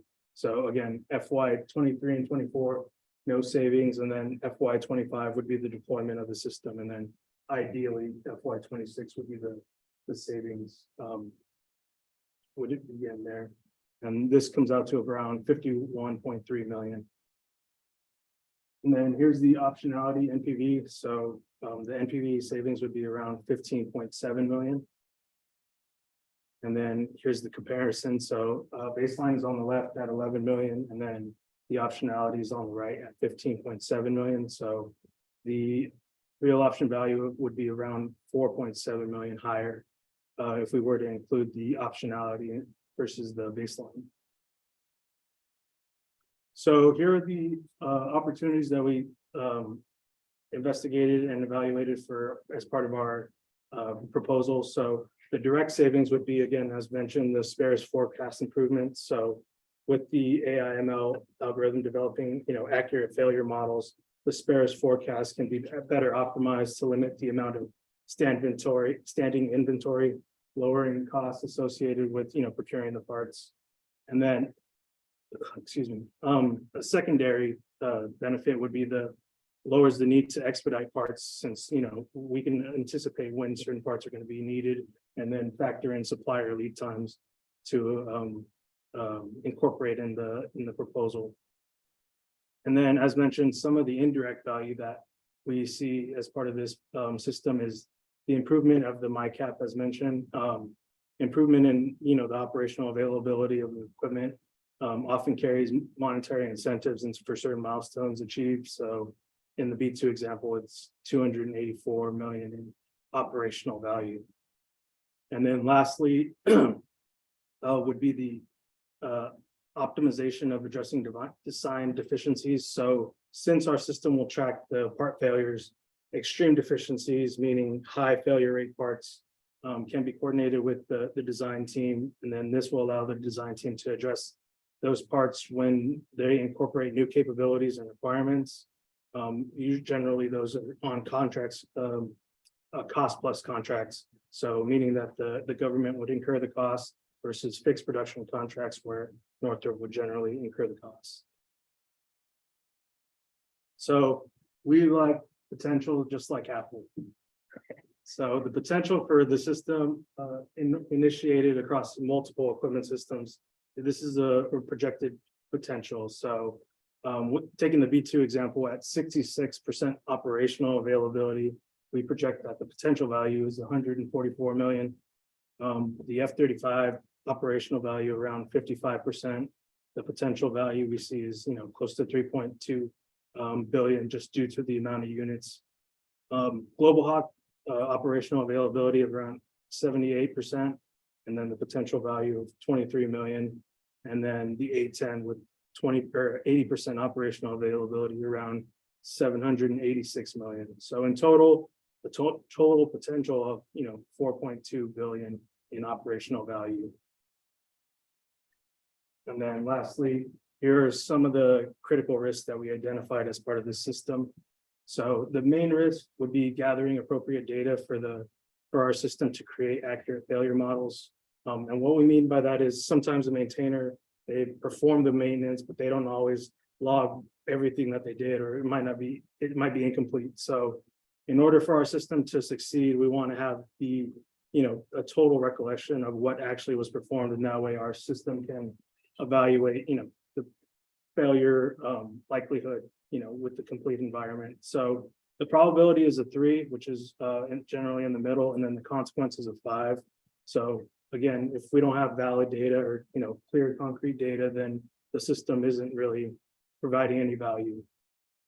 And then the dimension that this would affect would be the schedule, because, if there's not accurate or, credible data, then this will slow down, the viability of our system than over the status quo. So in order to mitigate that, we want to establish policies that have clear understanding of the desired data format, specific sources of data, and then the collection frequency.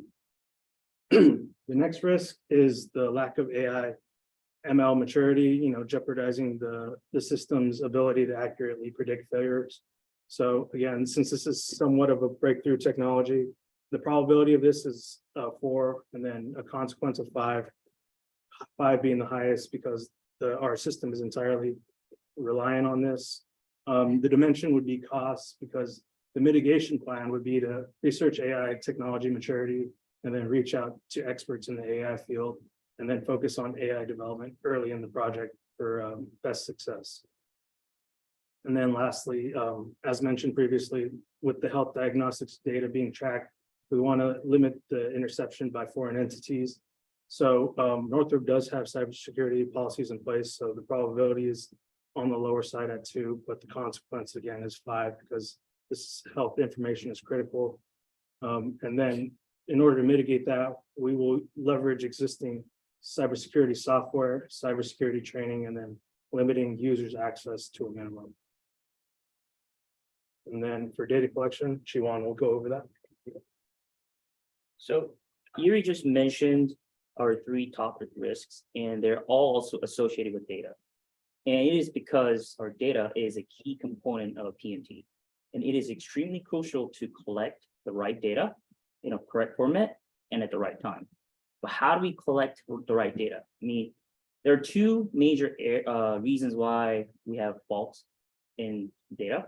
And one is human error, as Yuri mentioned in the risk slide, that maintenance personnel can go and input wrong data. That can be mitigated by implementing the right policies to tightly control the errors. But that does not solve the entire problem. So PMT will be providing the capability to detect data anomalies and errors that will greatly improve the quality of the data we collect. And we have identified 5 data resources that we will be considering to incorporate into our model. One is the data methods, the information of the data, and the structure of the data related to time, and ownership of the data. Next is our deployment phases. Our development of AI/ML system provides iterative and adaptive deployment plan. Here we have an example of our diagram. So initial represents status quo, which is a manually processed values and algorithm that is derived from the development phase. And we'll call model 1 as our initial very first version of our model, and model 2 is second, model 3 is third. The black rectangle represents our assessment of the models. It has multiple processes within collecting the data, assessing the events that's triggering the assessment, and so on. So here we'll be running initial or status quo and model 1 simultaneously, and we'll evaluate the accuracy of each model. And once we decided that model 1 was a better model or accurate model, then we'll be deploying that as our new status quo. And so on. Model 2, it will be compared to model 2 in the future. And if initial model 1 is considered better, has better accuracy, then we'll go with it and discard the second version, and so on. So this is how we'll be implementing our system. We have identified 2 measures of effectiveness. First one being inventory cost reduction. It is an actual cost savings from optimizing inventory and related labor savings. We're estimating that 52% of estimated savings per system as an inventory reduction cost. And second one is operational availability. It is a system availability to perform mission. We have covered already OA for multiple systems, open systems we have. And our metric is to improve 50% over existing OA. We also identified 2 measure performances. First one is model accuracy. Model accuracy is a forecast to the accuracy of forecast to the outcome. Our metric is 98%, and it is quite high. It's a 98% accuracy. It is because, like we mentioned, that it is crucial to have accurate model so that the system can be trusted for success. Next one is part availability. Is predicted failure model measures and determines when a part should be restocked. Our target metric is 1 week to 2 months. So we'll be leveraging existing SOA governance structures and processes practiced by right now NG that are relevant to PMT. And we have some examples of services that we'll be leveraging. One will be data storage, performance tracking, product lifecycle management, AI development, and model training. We'll also be using IBM's framework for ease of implementation, since we already utilize IBM's product line, and we believe that IBM can support us the best. So the team members already covered the problem statement, business summary, and solution. So I want to talk about the next steps of PMT. We want to increase efficiency by expanding technical expertise to meet demands of evolving markets. We also want to invest in many new technologies and manufacturing capabilities to enter new market. And lastly, we want to centralize enterprise-wide data systems to increase efficiency. And that is end of our presentation. Any questions?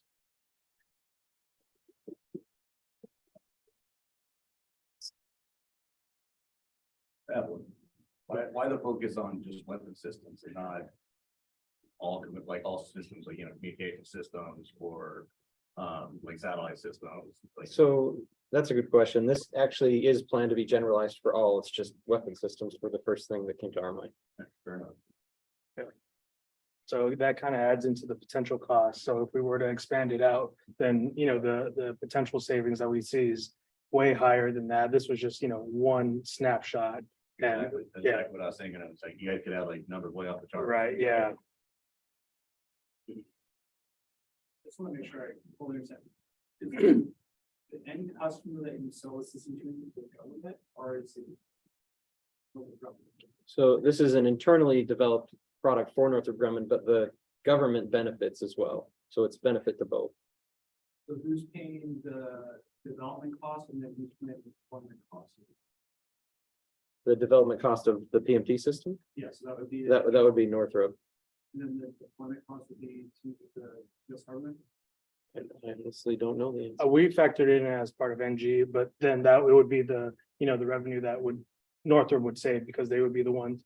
In this scenario, we pictured that Northrop would be the ones doing the maintainability, so they would be the ones seeing the savings, not, incurred with the government, because the reliability contracts, they're factored into the contractor that, supplied the equipment.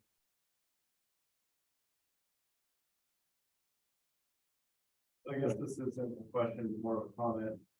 It seems that you have a good potential to capture value in the form of increasing operational availability of your systems in development to be able to hit those incentives that are negotiated into the contract that the government works future weapon systems for aircraft space systems.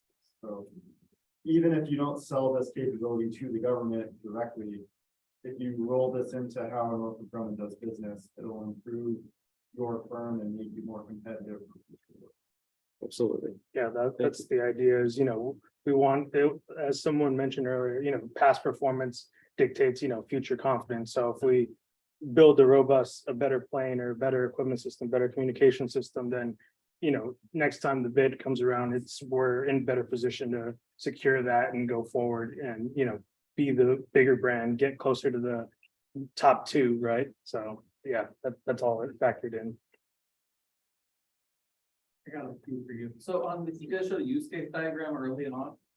Something I observed is how come the warfighter or pilots aren't part of the use case, right? I think if you have predictive maintenance on the air vehicle they're flying, they probably want to see it. The top for you guys. Thank you. The second one is how are you guys gonna tie into like legacy maintenance systems? Like you guys quoted the F-35.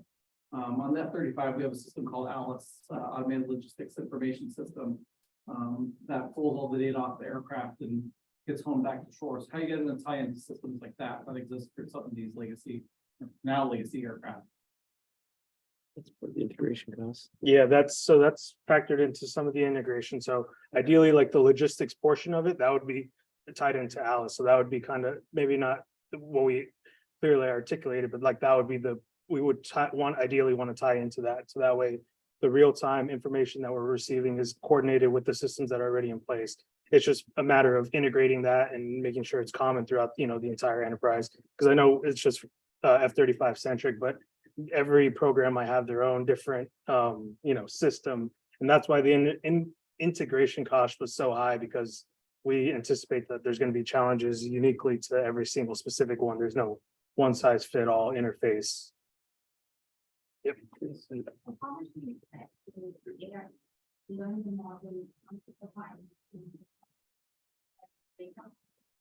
having the human providing the.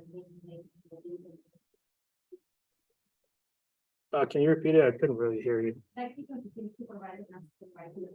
So how much do you expect the AI system to learn when it's data versus having the human like maintain a supervisor slave and Sure. So we actually plan to use both. So the supervised learning would be used once we categorized a lot of the data. But as I pointed out at the beginning, checking for these anomalies, that would be the more unsupervised type learning. And as we also pointed out, we would be also hiring AI experts, which we're not AI experts. to kind of help us with that development.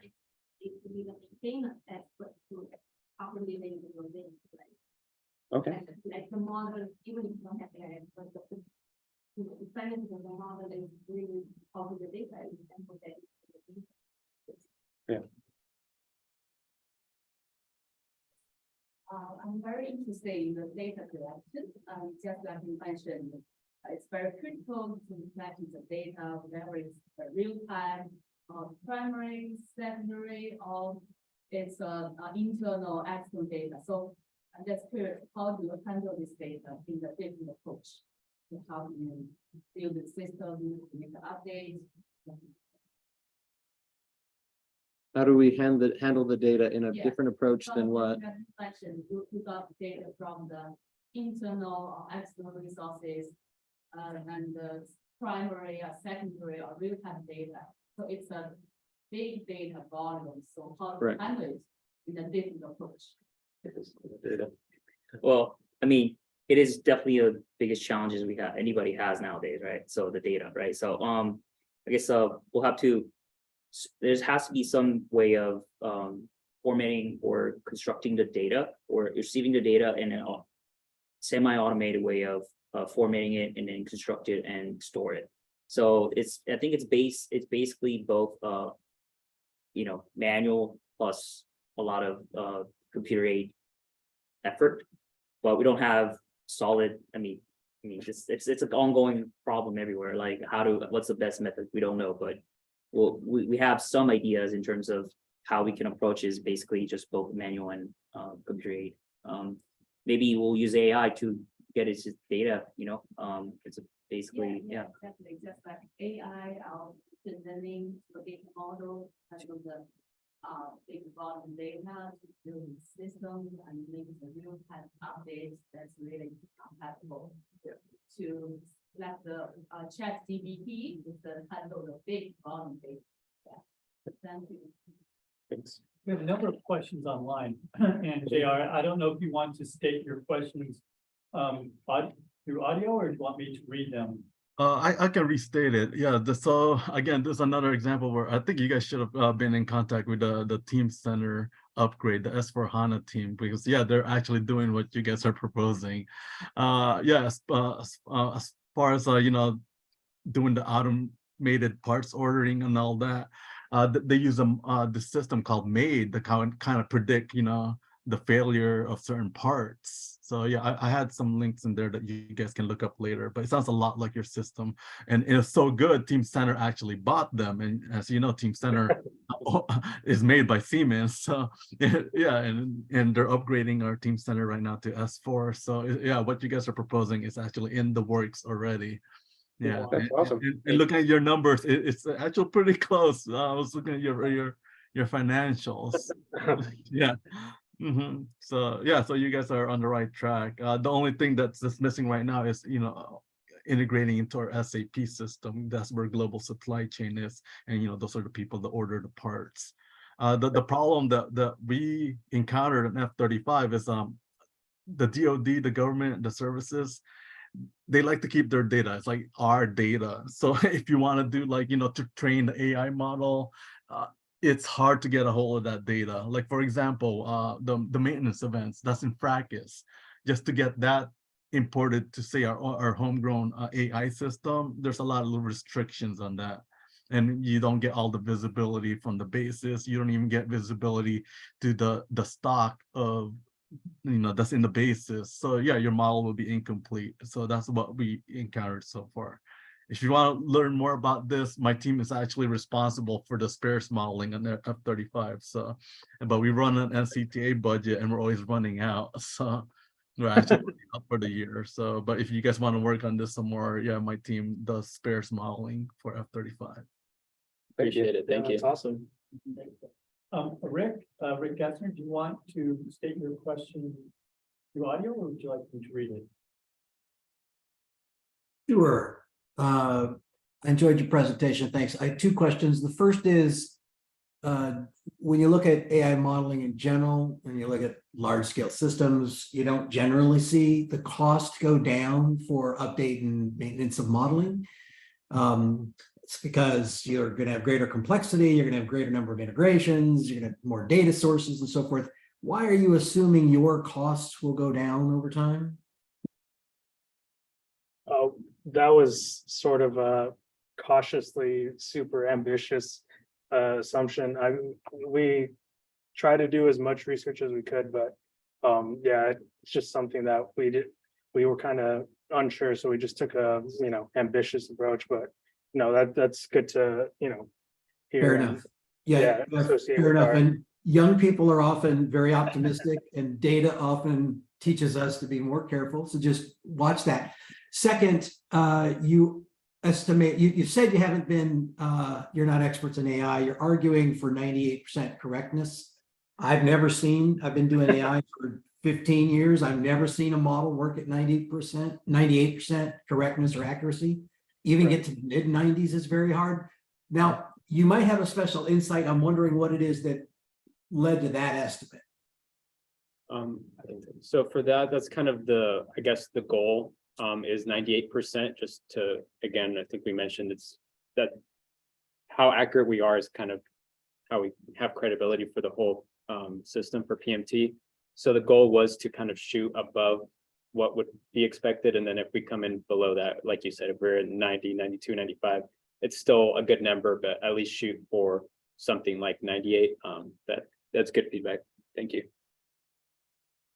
Very good, thanks. But adding to that, Just to piggyback on Rick's comment, it's very hard to get all the data. So it's like impossible to get to 9. It's near impossible for 90, high 90s and complete model, especially when you're dealing with the services. And again, you're not all the bases feed you the data, their sortie, generation rates, and all what they do. So it's going to be a lot of holes in your model. I would add one last comment. I heard you say that you'd like to get to like a 50% mark for improving in efficiencies to make this project viable. When you're doing a presentation of this nature, it's more practical to try to come up with the value that, where's the value proposition become profitable. You may not need to reach 52%. You make a 5% increase in efficiency and cost savings might be enough to justify this project. So a little more work there to make sure that you know where your benefit threshold is, and to say, look, we can be profitable if we can get to 10%, but we think we can get, with this much investment, we think we can get to there. That just really helps decision makers sort of orient this and compare it to other projects. Anyway. Thank you. Thank you. More question. Well, of course, I have questions. If there's no more questions. There's one more. That was a that's the F-35 us. We basically signed on the C3 suite.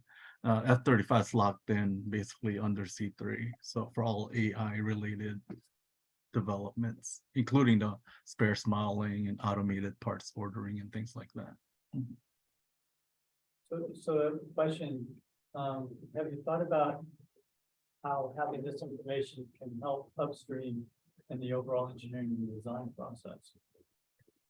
Yeah, so that was kind of what the last one was talking about, where there's kind of a closed loop where we engineer something, we design it, we release it, and we never hear about it again, right? There's lots of times where something's an issue, but we don't know it's an issue, so we just keep designing it. We're like, oh, this is great engineering, legacy engineering still holding strong, but that might not always be the case. So that was kind of as JR was mentioning, like the big gap where we don't actually have access to that. So that would be very critical of getting that feedback loop, because then, that's something that the engineering team could take in, and maybe they just don't know. And that's the part of the problem, is there's no loop saying, this is actually really good or this is actually really bad. So is there anything that's doing that today?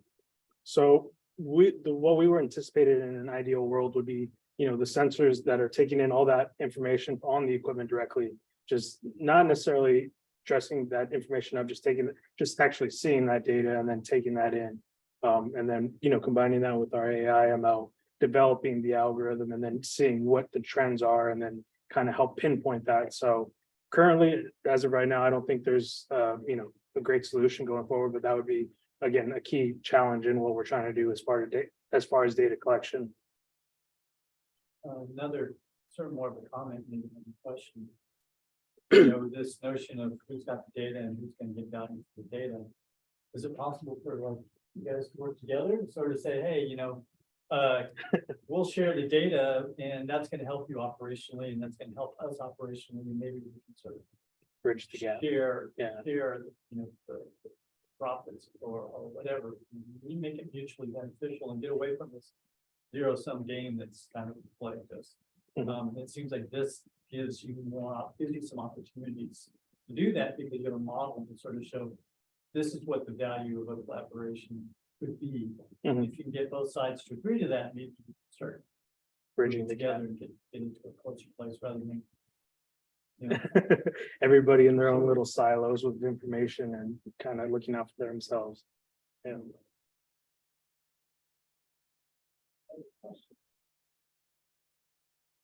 quiet. Okay, well, thank you. Everybody, and thank you for coming. We are Team NIWC, and today we will be sharing our team project with you on behalf of Matt Adams, Zach Campbell, Jake DeBloy, Jose Ramirez, and myself, MJ Toledo. We would like to introduce to you Ship Maintenance Installation Logistics Environment, or SMILE, where our goal is to enable fleet operational readiness and to help the Navy save time, save money, and save stress. So first, I will talk about ship maintenance delays to give you all a little bit of background of what the Navy currently faces. To start off, we will define what a maintenance period is. A maintenance period or availability, will be throwing both terms around, is the scheduled allotted time that a ship will be in port to get the necessary updates for its systems, both physical and software. These maintenance periods can include major repair, overhaul, or the complete rebuilding of systems and involve complex structural, mechanical, and electrical repairs. A ship maintenance delay is when work on a ship is not completed by the end of its maintenance period. And then maintenance delays are also a major cause of growth in both operations and sustainment costs. So what are some examples that may cause maintenance delays? So one factor is unplanned work arising during availability. So this includes new work, rework, testing, and late identifications of work and requirements. Another factor is insufficient technical data, which includes lacking technical papers for repairs, modernizations, and alterations. Increased maintenance delays coincide with a rise in system casualties, which is when a system fails and cannot execute its mission. Parts cannibalization, which is when parts are taken from one ship and putting them on another. And higher cost per steaming hour, where a steaming hour refers to the time a ship is operating its main propulsion plant at sea or in port. Another major factor of maintenance delays is the current planning and execution tool suite that will be discussed later in our presentation.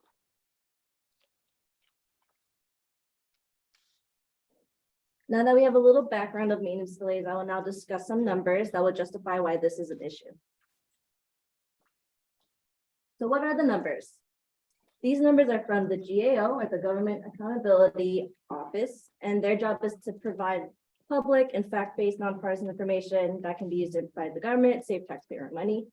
So in this report, during the fiscal years from 2014 through 2019, there have been about 33,000 days of unplanned delay for aircraft carriers, ships, and submarines, as shown in the graph on the right.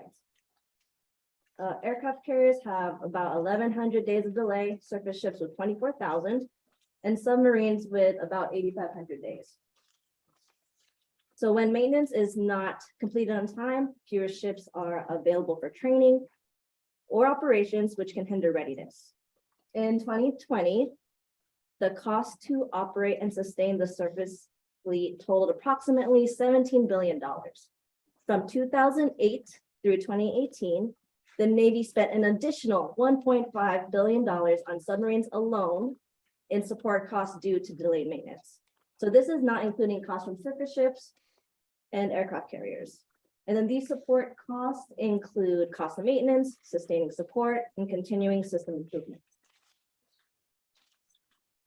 This next graph displays the percentages of maintenance periods that ran on time, which is on the left, and that ran late, which is on the right, along with the length of the days in delay. Looking at the right side of the graph shows the percentage of maintenance periods that ran late, averaging 75%. Indicated on the right, the graph displays the range of delay days added on to the maintenance period. As you can see on the graph, more than half of the delays exceeded 90 days, and the trend seems to be increasingly getting worse with each year. So this means that ships are not doing their jobs out at sea for at least 3 months due to these delays, reducing fleet operational readiness and extending the deployments of ships currently out at sea. Now that we've covered some metrics of maintenance delays, Jose will cover some examples of them. Thank you, PMJ. So the next few slides, I'm going to go over the sampling of problems we personally encountered that have caused delays. First one is poor quality government furnished information, GFI. Drawings were poorly written or not fully complete.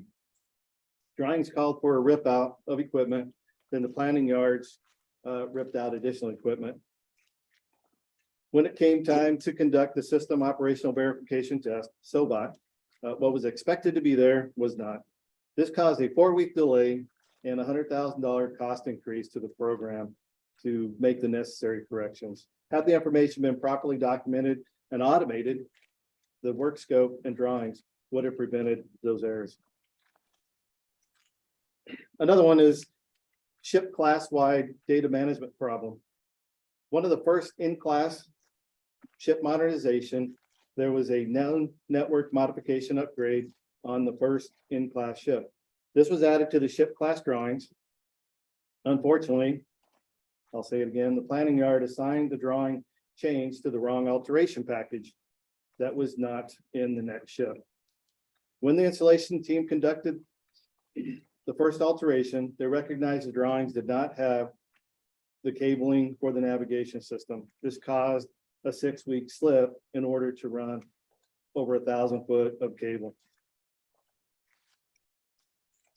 Next one is poorly written contract performance work statement, PWS, does not cover enough details required for the contractors to properly execute the job. When contract work scope doesn't accurately reflect what is actually required, they will submit change order requests forms, which also increases costs and delays to the program. In this particular case, it was common for cable repair to be accomplished. However, because the PWS was inadequately written, the contractor had a justifiable reason to submit the corn, which increased cost and schedule delays. Another case of lessons learned not being captured and manual action going forward early enough. Automating the work scopes will capture these items early and lower change order submissions. Another one is NAVWAR knows there's not enough on-site installation coordinators, OSICs, and they are overworked with a lot of manual touch points for updates. Program SMEs aren't informed in time or notified of actual status prior to traveling or scheduling. This has caused delays as the required systems interfaces or systems are not ready for SOBOT, causing more delays and increased costs, either the SME waiting on site or traveling to another job to maintain schedule and coming back to the original job. These are just a few of our problems experienced as an installer or assistant program manager for programs. Now I will turn this over to Matt and he will go over.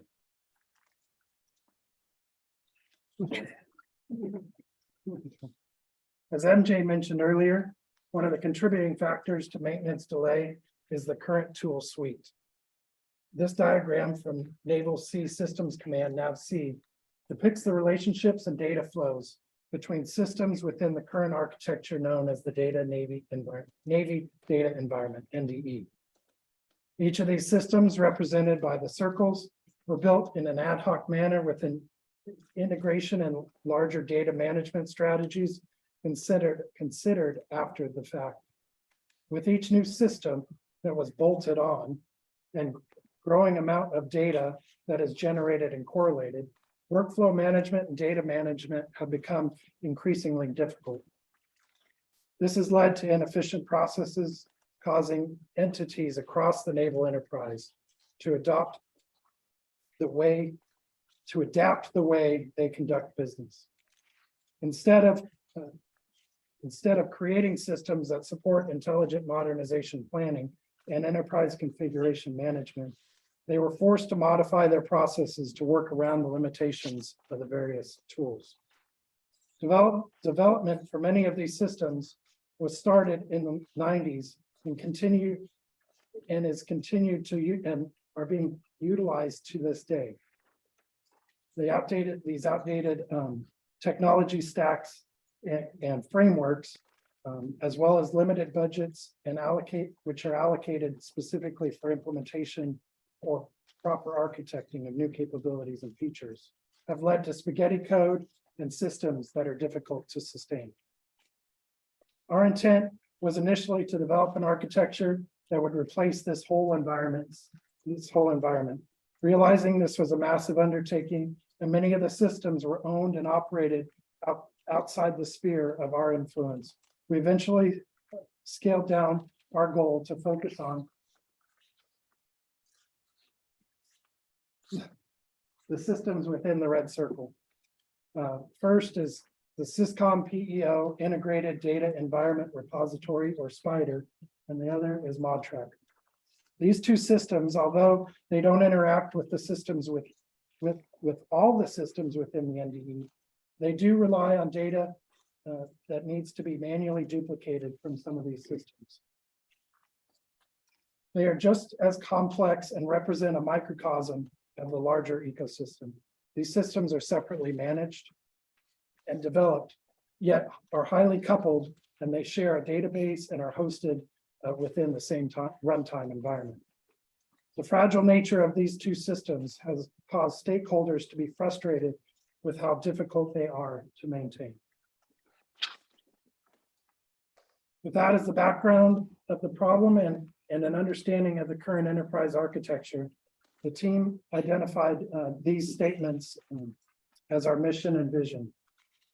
With these as our North Star, we plan to start small and fix what we can within the immediate sphere of influence and streamline AVWAR modernization processes and tools to enable greater fleet readiness, with the overall vision to expand outside our enterprise and support the Navy's system of system design, capability integration, and system delivery. Speaking of sphere of influence, these are the key stakeholders for the system. At the top is the Fleet Readiness Directorate, Technical Director, which is in charge of installation and management policies for NAVWAR systems, and as well is in charge of the global installation contract that is used to utilize private industry support of the installation execution. Next is Program Executive Office, Command, Control, Communications, Computers, and Intelligence, PEO-C4I. This organization receives money from Congress and distributes that money to program offices, which then in turn fund the execution of the installations for each of their systems. Finally are the two Naval Information Warfare Centers, NIWC Pacific and NIWC Atlantic. These organizations perform and manage the installation, execution, and fielding support of the NAVWAR C4I systems. For these stakeholders, from these stakeholders' perspective, there is significant excitement about the potential improvements that SMILE will bring. So enough of the background. So I'd like to introduce you to Ship Maintenance Installation Logistics Environment, SMILE. This diagram shows how the installation participants need a system that support their ability to plan, execute, and monitor installation and maintenance activities on afloat and shore sites across geographical distributed locations. SMILE will enable better decision-making by these planners, installation execution workforce, and system platform managers by leveraging the use of AI/ML technologies. The AI/ML subsystems, the generative assistant, the predictive risk analysis, and the capability alignment shown at the bottom will provide a means to reduce errors, reduce installation time, reduce cost of installations, and get the warfighter back out at sea, ready to fight the next conflict. Hopefully by now you're thinking, that seems reasonable, but why hasn't this been done yet? Some of the reasons are, has to do with lack of budgets aligned to develop a loosely coupled architecture. But another factor was that some of the technologies were not yet available or mature enough to support the enhancements that we propose. Although cloud data centers have been around for many years, it's not been recent until government has accredited enclaves with the proper security controls in place in order to keep its data secure. Contract vehicles have also been put in place, allowing for government system developers easier access to these secure enclaves. Next, AI/ML has matured to a state of reliability. Understanding and placing an importance on secure and reliable data analytics is a key focus area within NIWC Pacific, giving us a large group of developers to draw from. Also, the release of generative AI technologies like OpenAI will allow for automation of processes within the Navy, and more specifically, the Navy's modernization process. With 20+ years of modernization data available to train models, this will support removing human touch points required to create many of the documents utilized within these processes. And lastly, the maturity of and availability of frameworks that provide a low-code application platform make it possible for less technical employees become citizen developers of applications or reports that meet their specific needs without extensive development knowledge. I'm now going to turn it over to Jake and MJ to discuss in more detail SMILE's use cases and architecture. Thanks, Matt. Good afternoon. So we identified several use cases. However, for the sake of this presentation, we're only going to work through the three most critical ones. And those are capability alignment, platform SOBOT generation, and job impact. First, we'll discuss capability alignment. Capability and baseline management are highly manual, labor-intensive processes for planning teams. Current strategic efforts to field advanced capabilities are increasing the amount of late additions to the ship's availability. Late adds are increasing due to a changing focus, such as shifts in global defense priorities towards a near-peer adversary, and last-minute dependencies required for the installation that weren't identified previously. Capability alignment involves a detailed process where platform managers play a critical role in identifying key aspects. These are baselines, and baselines define the current state and structure of the ship's system, serving as the basis for future improvements. Alterations, managers identify necessary changes to smoothly integrate new systems, ensuring compatibility. Document generation, which are baseline change requests for late adds and risk messages. And risk analysis. Platform managers focus on reducing uncertainties, creating a secure plan for identified elements. And lastly, schedule management. They ensure work is completed within set timeframes to optimize ship availability. And here's our capability alignment architecture. In the center, you'll see the AI/ML engine, which will reach out to these existing baselines. Identify the required alterations to generate and propose a compatible capability package.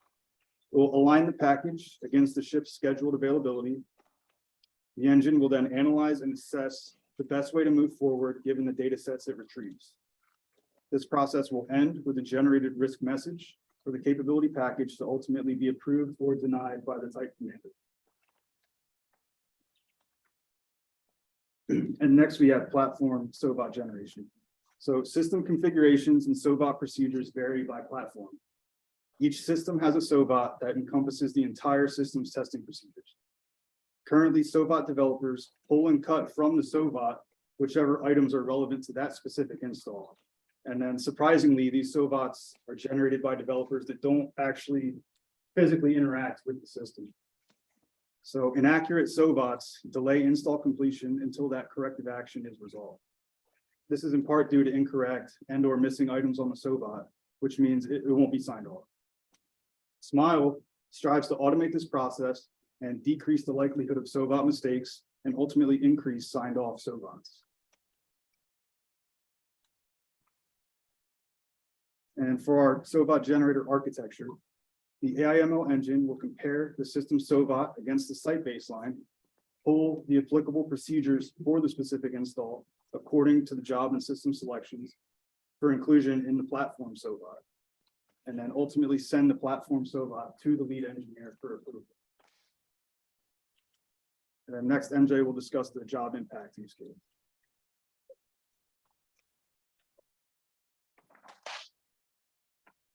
So, excuse me. For the job impact use case, project engineers or PEs and O6, they are overtasked because there's not enough personnel and there's too many tasks to manage. This leads to late discovery issues, resulting in delays and an increase in change order requests. In addition, it is very manually intensive as the OSIC, who is one person, they manually gather and analyze multiple daily status reports or DSRs to obtain the progress of each system that is on a ship, and then they do this for multiple ships at a time. So how will SMILE improve the job impact assessment? SMILE will automate the analysis of all internal or external dependencies, which will increase situational awareness. Then it will provide earlier risk identification, allowing for proactive, lower cost corrective actions. Lastly, it will reduce touch time and human judgment in project risk assessment.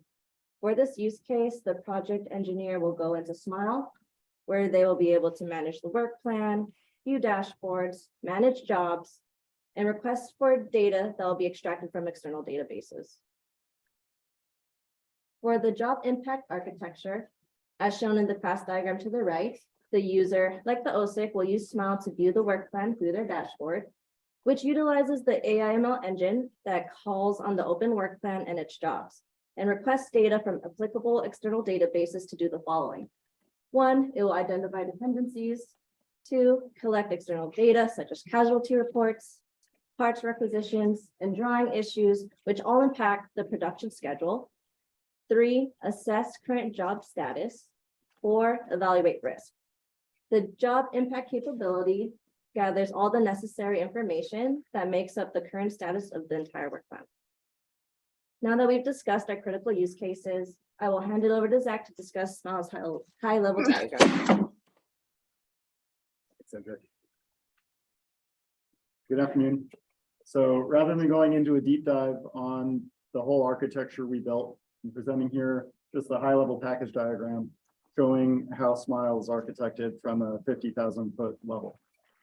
So in the middle there, you see the AIML engine that interacts with the execution package up at the top, which contains our work plan, jobs, and SOVOTs, and as well as the baseline package clockwise down to the right, which includes the alteration, the ship's baseline, ships themselves, as well as the system baselines that are available throughout the Navy, which then interact with the planning package, which includes the availability dates, locations, budgets, etc. So each of the packages there interact with each other, as well as the artificial intelligence engine in the middle.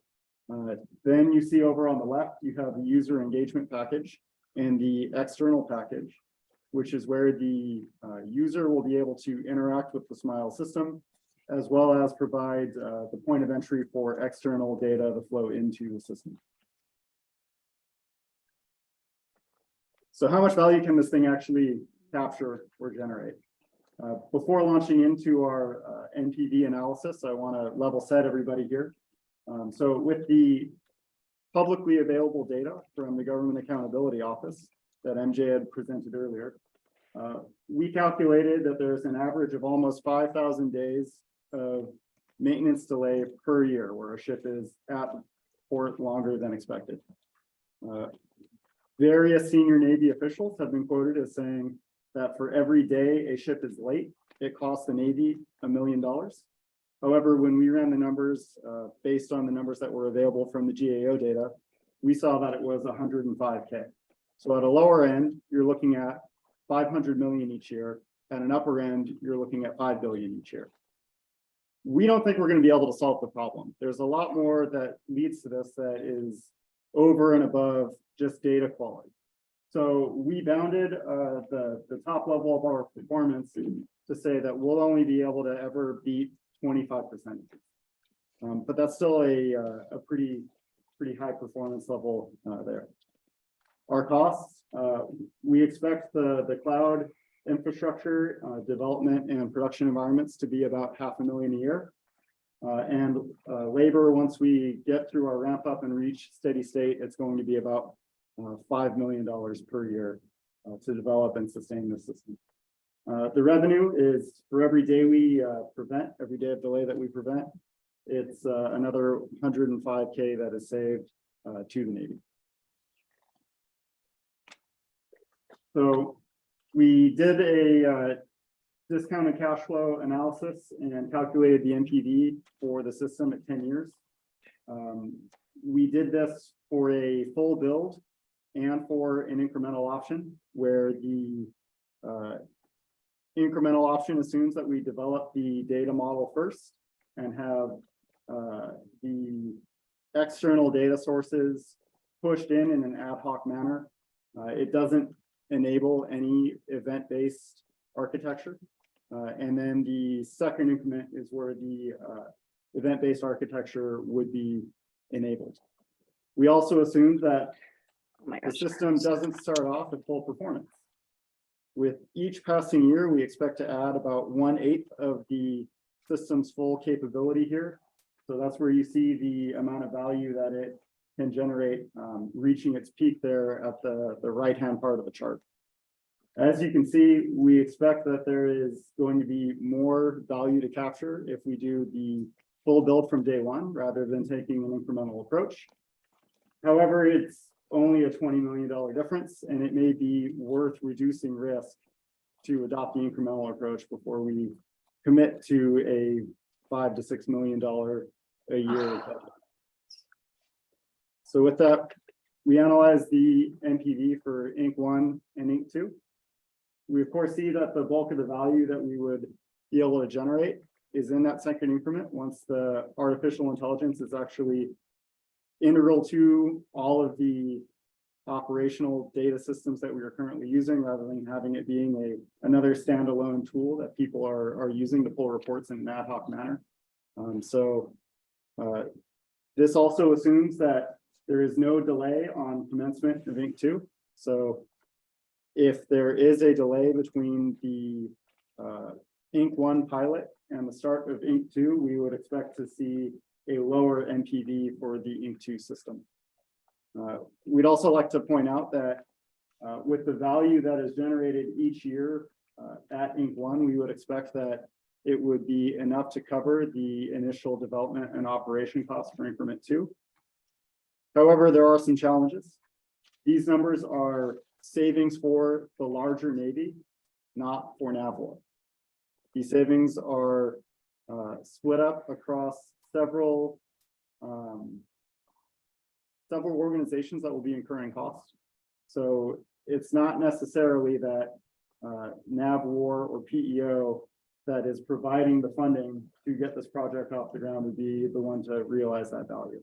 However, we think it would still be a worthwhile endeavor for the Navy. So our implementation plan, assuming that we would be told to execute the pilot rather than do the full build, will come in 2 phases.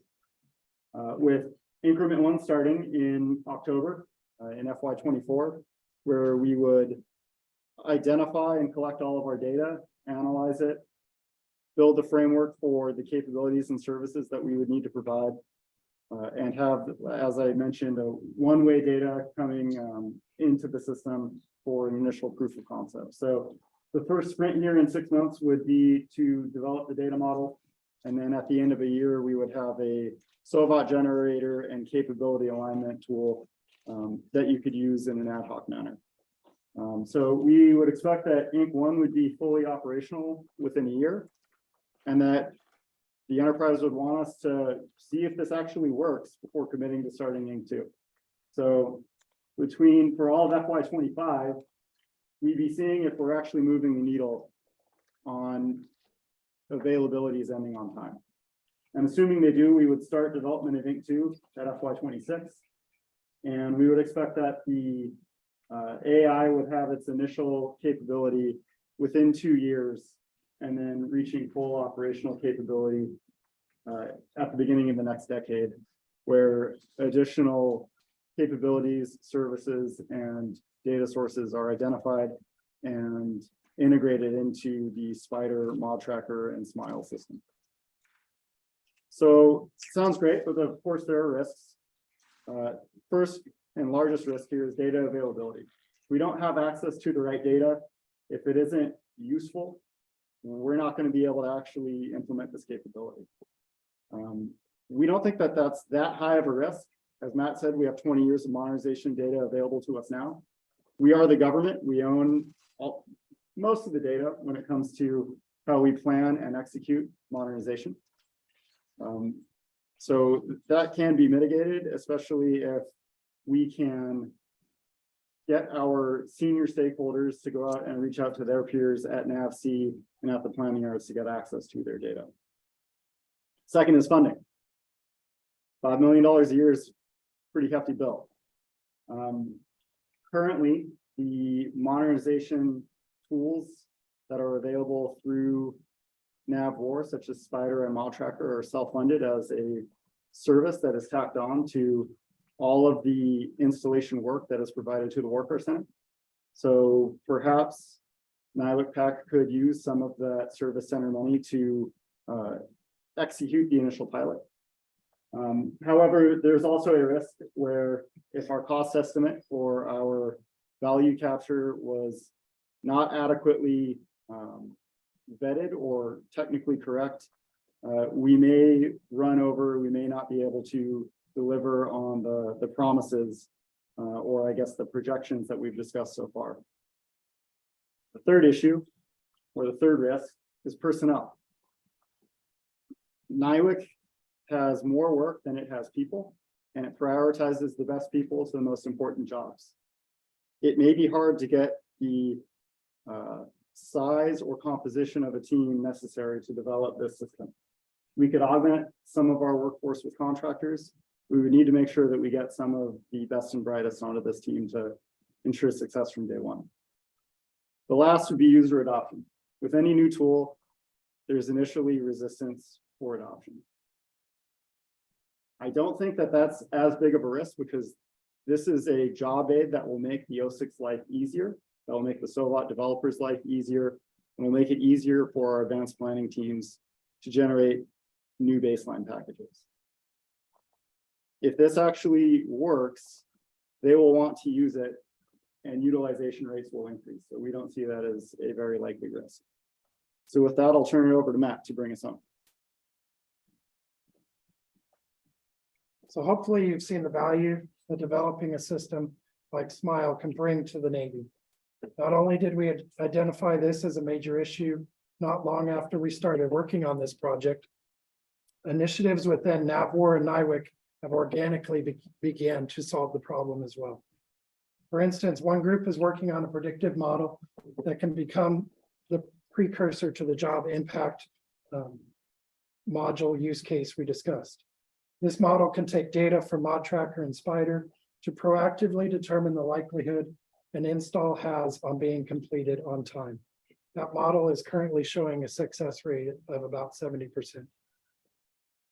Next, a working group performed a business case analysis to identify what technology stacks could or should be used to modernize the next installation management tool suite. The next two are specifically aligned to digital transformation efforts within NAVWAR as well. Initiatives to utilize 3D scans and point clouds of ship spaces to increase the quality of the ship installation drawings used by the planning yards. This initiative aims to reduce the change orders and cost overruns caused by drawings not being updated correctly or in a timely fashion. And lastly, development of reports utilizing the data sets that are in Spider and ModTracker have increased the visibility of installation statuses up and down the organization. While these things individually have begun and may provide short-term benefits to NIWC and NAVWAR, without sufficient funding of these initiatives or a common architecture such as SMILE provides, or the proper governance, the full value of what we have shown that SMILE can provide will not be realized. So why SMILE? It improves modernization planning and execution. We plan to embrace automation, realize cost savings, rapidly deploy capabilities to the warfighter, and increase fleet mission readiness. So in conclusion, we've discussed the problem statement about delays in delivering capabilities.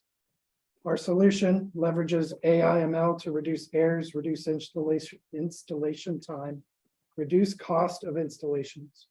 Our financial analysis savings with an NPV of approximately $496 million across 10 years. And the next steps of securing funding to build a team and begin our Inc-1 pilot. Thank you for your attention and opportunity to present to you our vision for the future of Navy system installation planning and execution management tools. Any questions?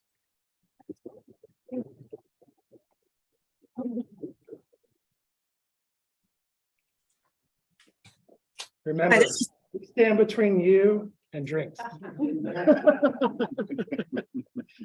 Hello, folks. This is Tara Rhodes. I work with NIWC-PAC SPAWAR, and wanted to ask in the context that you're talking about a platform SOVOT, which is a good thing. But in your analysis, did you consider that systems who are still creating their SOVOTs manually, not digitally, they are prone to error? So in your analysis and bringing that data in, are you considering that in your AI/ML part? Because if you learn bad information, you're going to propagate bad information. And then if you can figure out how to get that feedback to the program. The other part too is that your GFI, also your TDP or ISD, some of those programs are doing the same thing. They're developing spreadsheets, Visio diagrams, other things. So if that information has a mistake, then it's going to propagate through. And so does your system consider that? How do you plan on addressing that? And how do you plan on getting feedback back to those programs with those errors?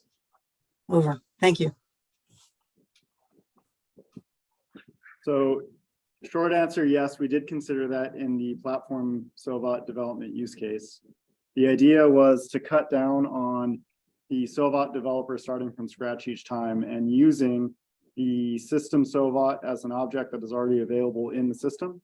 And then looking at the known configuration and plan configuration at the end of the availability to automate creation of that platform specific SOVOT, which will then of course be sent back to a human for review, but which would cut down on the amount of time and the likely number of errors that would be possible when it comes to development of that platform SOVOT. An alerting or reporting capability would be needed to monitor what products or what platforms tend to have a lower SOVOT accuracy, to be able to make recommendations back to the SOVOT developers to see where we aren't just propagating error through the system, but we're actually making corrections early. Great question. have a question. Great brief, you guys. I can relate to all of this, so appreciate it. But I think the thing that was most interesting to me, actually, what was least interesting to me was the sobots, but the drawings piece. And it kind of got me thinking, will this system be able to ingest drawings that are done over time and use AI to help predict when and where the errors are? Because right now, some of the packages are several hundreds of pages long. And it takes humans to kind of go through and read them and try to review them. And it's just really manually intensive and prone to errors. Is there a way that we can build that in where we automate a lot of that checking, things with like ChatGPT? It seems like all of that is possible. Sure. Yeah, I think that's part of that job impact module. We quickly went over that as drawings as being part of the issue. One of those is we go out, grab those drawings, and then use AI/ML to identify the differences. So that's the concept. To pay attention to this and not this. Yes, yeah, as well as the integration with the 3D scans. Could also help impact them. That would be phenomenal. I think that would save on a lot of lost time. The other part too is the DSRs. I think that right now, at least what I've seen is they're largely manual, like done in Word and so forth. And there's so many great lessons learned that doesn't always get captured ship to ship. Will this system be able to, again, use AI/ML to go, oh, this OSIC is saying this particular thing is happening on this ship. We noticed it happened on the USS Kearsarge or whatever, and kind of help steer that team to here's how to resolve that. Sure.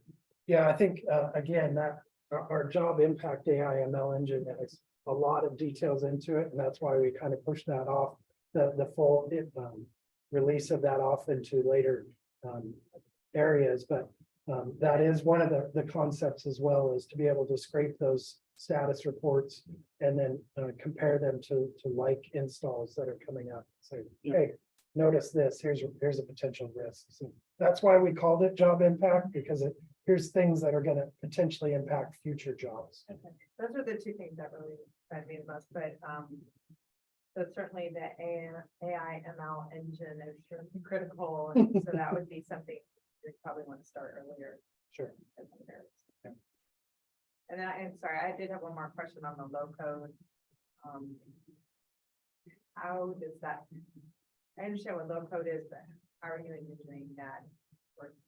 So the concept is, use of, since the Navy has bought into Flink Speed and Azure, using those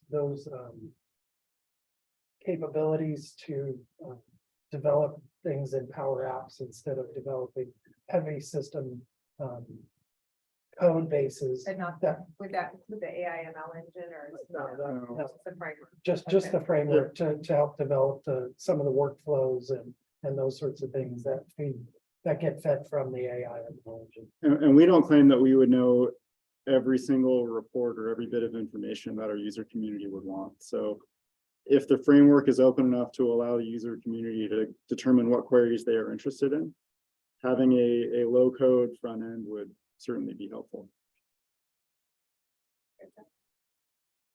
So again, to Wayne Wood, to echo what Susie was talking about with the drawings, if I understand correctly, so the AI piece, AI/ML piece is going to help with quality by learning from the previous versions or iterations of the drawings that they did and execute. So that helps the quality part. The execution piece, the AI/ML helps execution. Can you expand on that a little bit again? So oftentimes we have technicians show up to find out that, it's combat systems light off, and we find out that there was a problem with one of the primary nav sensors, and they knew that going into the availability, but none of our people knew. The OSIC didn't know, none of our technicians knew. And now we have to wait for parts to come in to repair that sensor or, to troubleshoot a problem with the switchboard. So the AI can be looking at various sources of data, whether that's a CASREP message that goes out, or it's a whiskey rec that hits NAVSEP. It can say, hey, I'm seeing some things that are indicating that you're probably not going to be ready in time when your people are scheduled to be out there. Got it. So it's looking for things that are missing that makes the playing field ready for the folks that go next. Right. Okay. Thank you. Very brief. There's a lot to unpack here. There's a lot you didn't say. I guess I could start off with the ships are really expensive.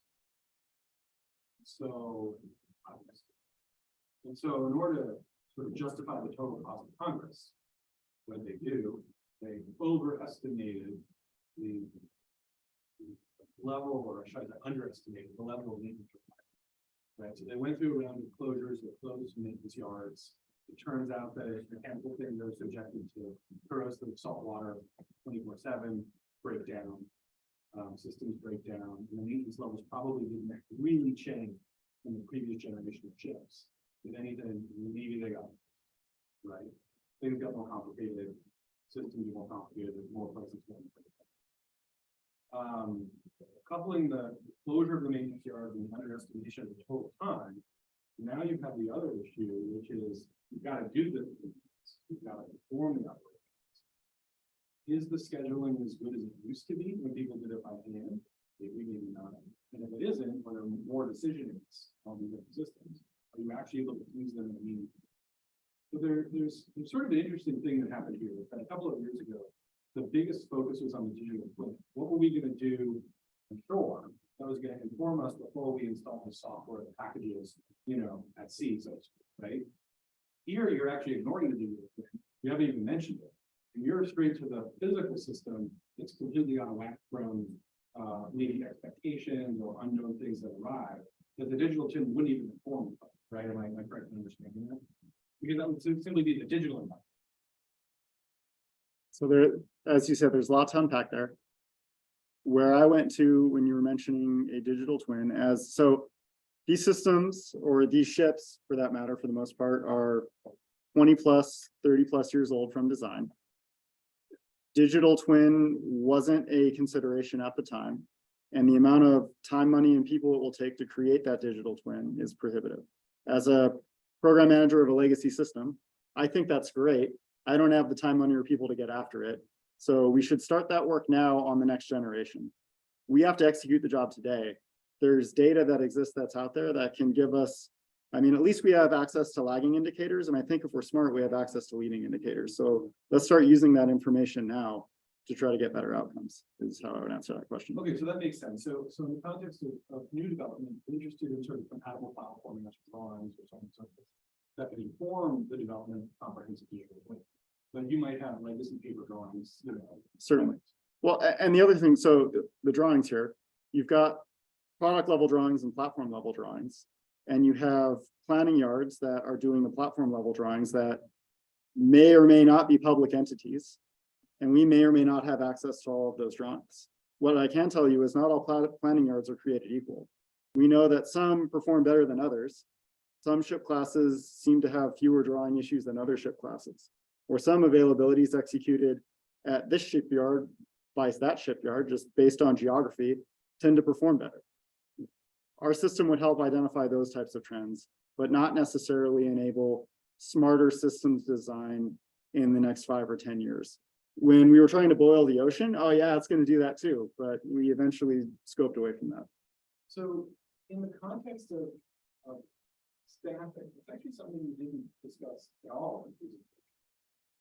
You really focused on the actions that the shipyard will undertake. You know, these are the packages, these are the operations, they're going to happen to the ship, right? You know that there are delays. And overall, the Navy's had significant morale and staffing issues with folks who are actually living on the ship sometimes. And there's a jackhammer on top of their head, basically, you know, third shift, you know, maybe. I think that that's actually an angle that would be incredibly valuable, because those issues actually boil up to your leadership way faster than saving some dollars here and there.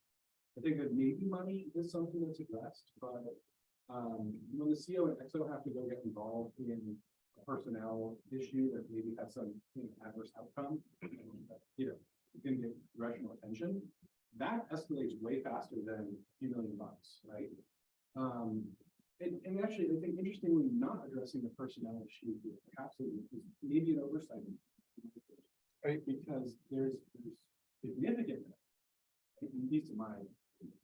That's hard to quantify. And as an acquisition command, that's outside of our sphere of influence. We don't control personnel. We control the acquisition, the development, the design, the acquisition and sustainment of the systems that are going on the ship. But that is certainly a thing that we should look more into. Yeah, and maybe perhaps you could boil it into some sort of overall indicator, some sort of misery index or whatever you want to call it, right? That's sometimes something that programs kind of try to throw together.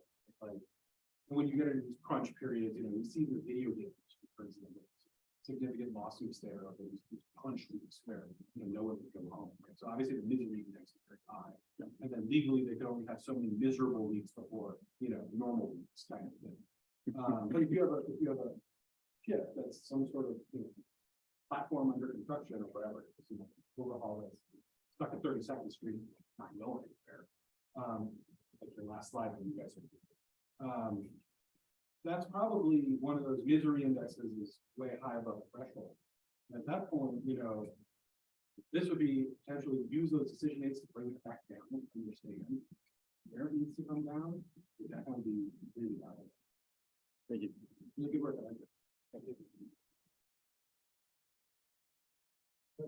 Comments or questions? More basic question. Seems like the whole focus was based on shifts in their yard availability periods for like major overhaul maintenance upgrades. Would this system also apply for shifts that are just doing minor upgrades to your side? Certainly, yes. Yeah, it's any sort of availability that they're in for that requires planning and execution. Yeah, our on-site installation coordinators are coordinating the major availabilities where a ship is in dry dock or no long CNO avail, but they also are coordinating 1 month long or 3 month long continuous maintenance availabilities where they're just at the pier and they can come and go.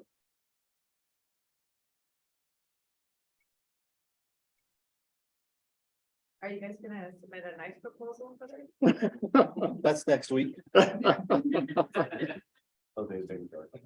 So as mentioned, there is a working group that was stood up for installation tools. I've been involved in that. I hope to get more involved in that and kind of drive a better architecture, which they currently don't have. They're just going after some use cases without any planning or design. So that's currently planned to be funded, within the NAVGOR infrastructure, and then if we need to, we can go after nice funding as well. Just a quick comment. I know you guys know why you guys focused on my tractor inspired. Oh, I think you know why. Because of the control that you have over that. But the magnitude of change or improvement is exponential if those other interfaces are included in that process, because there's some valuable information in there for learning that could make that process, catapult that process. And so, do you consider that for a future thing in terms of bringing those interfaces into that process, or getting some buy-in external from that world into what you're doing? Or was this kind of the planting the seed, and if you build it, they will come type of thing?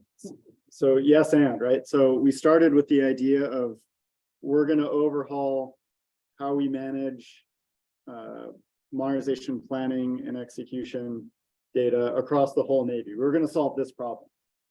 But now it goes beyond just the acquisition problem. Now you have to deal with operational stakeholders for all the stuff over there on the right-hand side. I mean, we would need a lot more horsepower than we would have with this team. So we given the year that we had to work on this, we scoped it down to something that was a little bit closer, a little bit more familiar, and something that we can maybe influence. But I think access, our concept takes into consideration access to some of these external systems and developing APIs and interfaces that potentially we could pull that information into our ecosystem because we do have those APIs in place.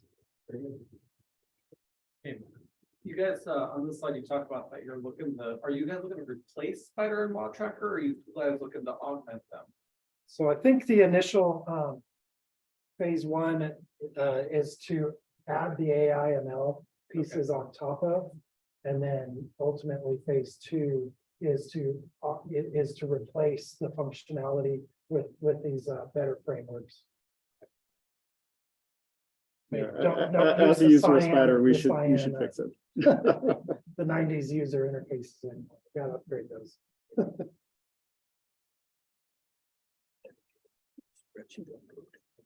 Yeah. By the way, we're gonna stop Yeah. loading spreadsheets. My too. question is, if you could tell me what spreadsheet loaded means, could join the team.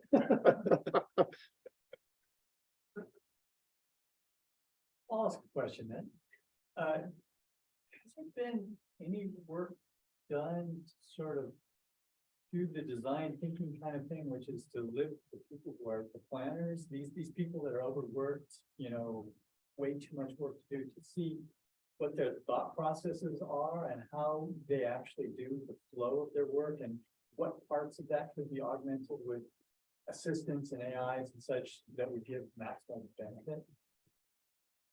So I spoke with the execution managers that were managing tasking and funding at a higher level, but not the on-site installation coordinators. I don't think they would have given me the time of day, but I didn't reach out to them, no. It might be a useful thing to sort of spend some time, living with the people who are going through this process. I can say that we did something like this years ago. It was in the casino business, but interesting to see how people actually live and think and how they work through things and what are the things that are valued. One of the things that we found in that space was people live and learn and think differently. Some are very visual, some like to see photos, and other people like to see layouts. And so the way that data is presenting to people can have a huge impact in terms of its effectiveness, and it may be different for people in exactly the same position. So as you go through this and you look at how we're going to use AI, think about it not as AI making decisions, but how do humans and AI sort of work together? If you want people to adopt and use it, there needs to be a collaboration to do that, rather than here's the answer, because if they don't trust the answer, they're not going to use it. And so the AI needs to learn how the people work, and the people need to learn how the AI works through that process. So think about it as an interactive, evolving practice, rather than we have delivered the AI and it's a done plan. Sure. Yeah, and along those lines, maybe the place to start would be more with the IRDs and not the like the planning RFP. That's, I won't say too hard, but future, think about how we would do more automation on the IRD side. And again, AI ML to check the accuracy and validity of those. That might be easier if we do have a lot easier access to those people than planning RFP.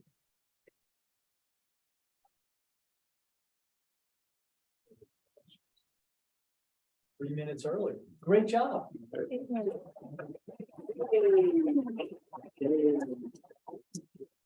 So we have another break.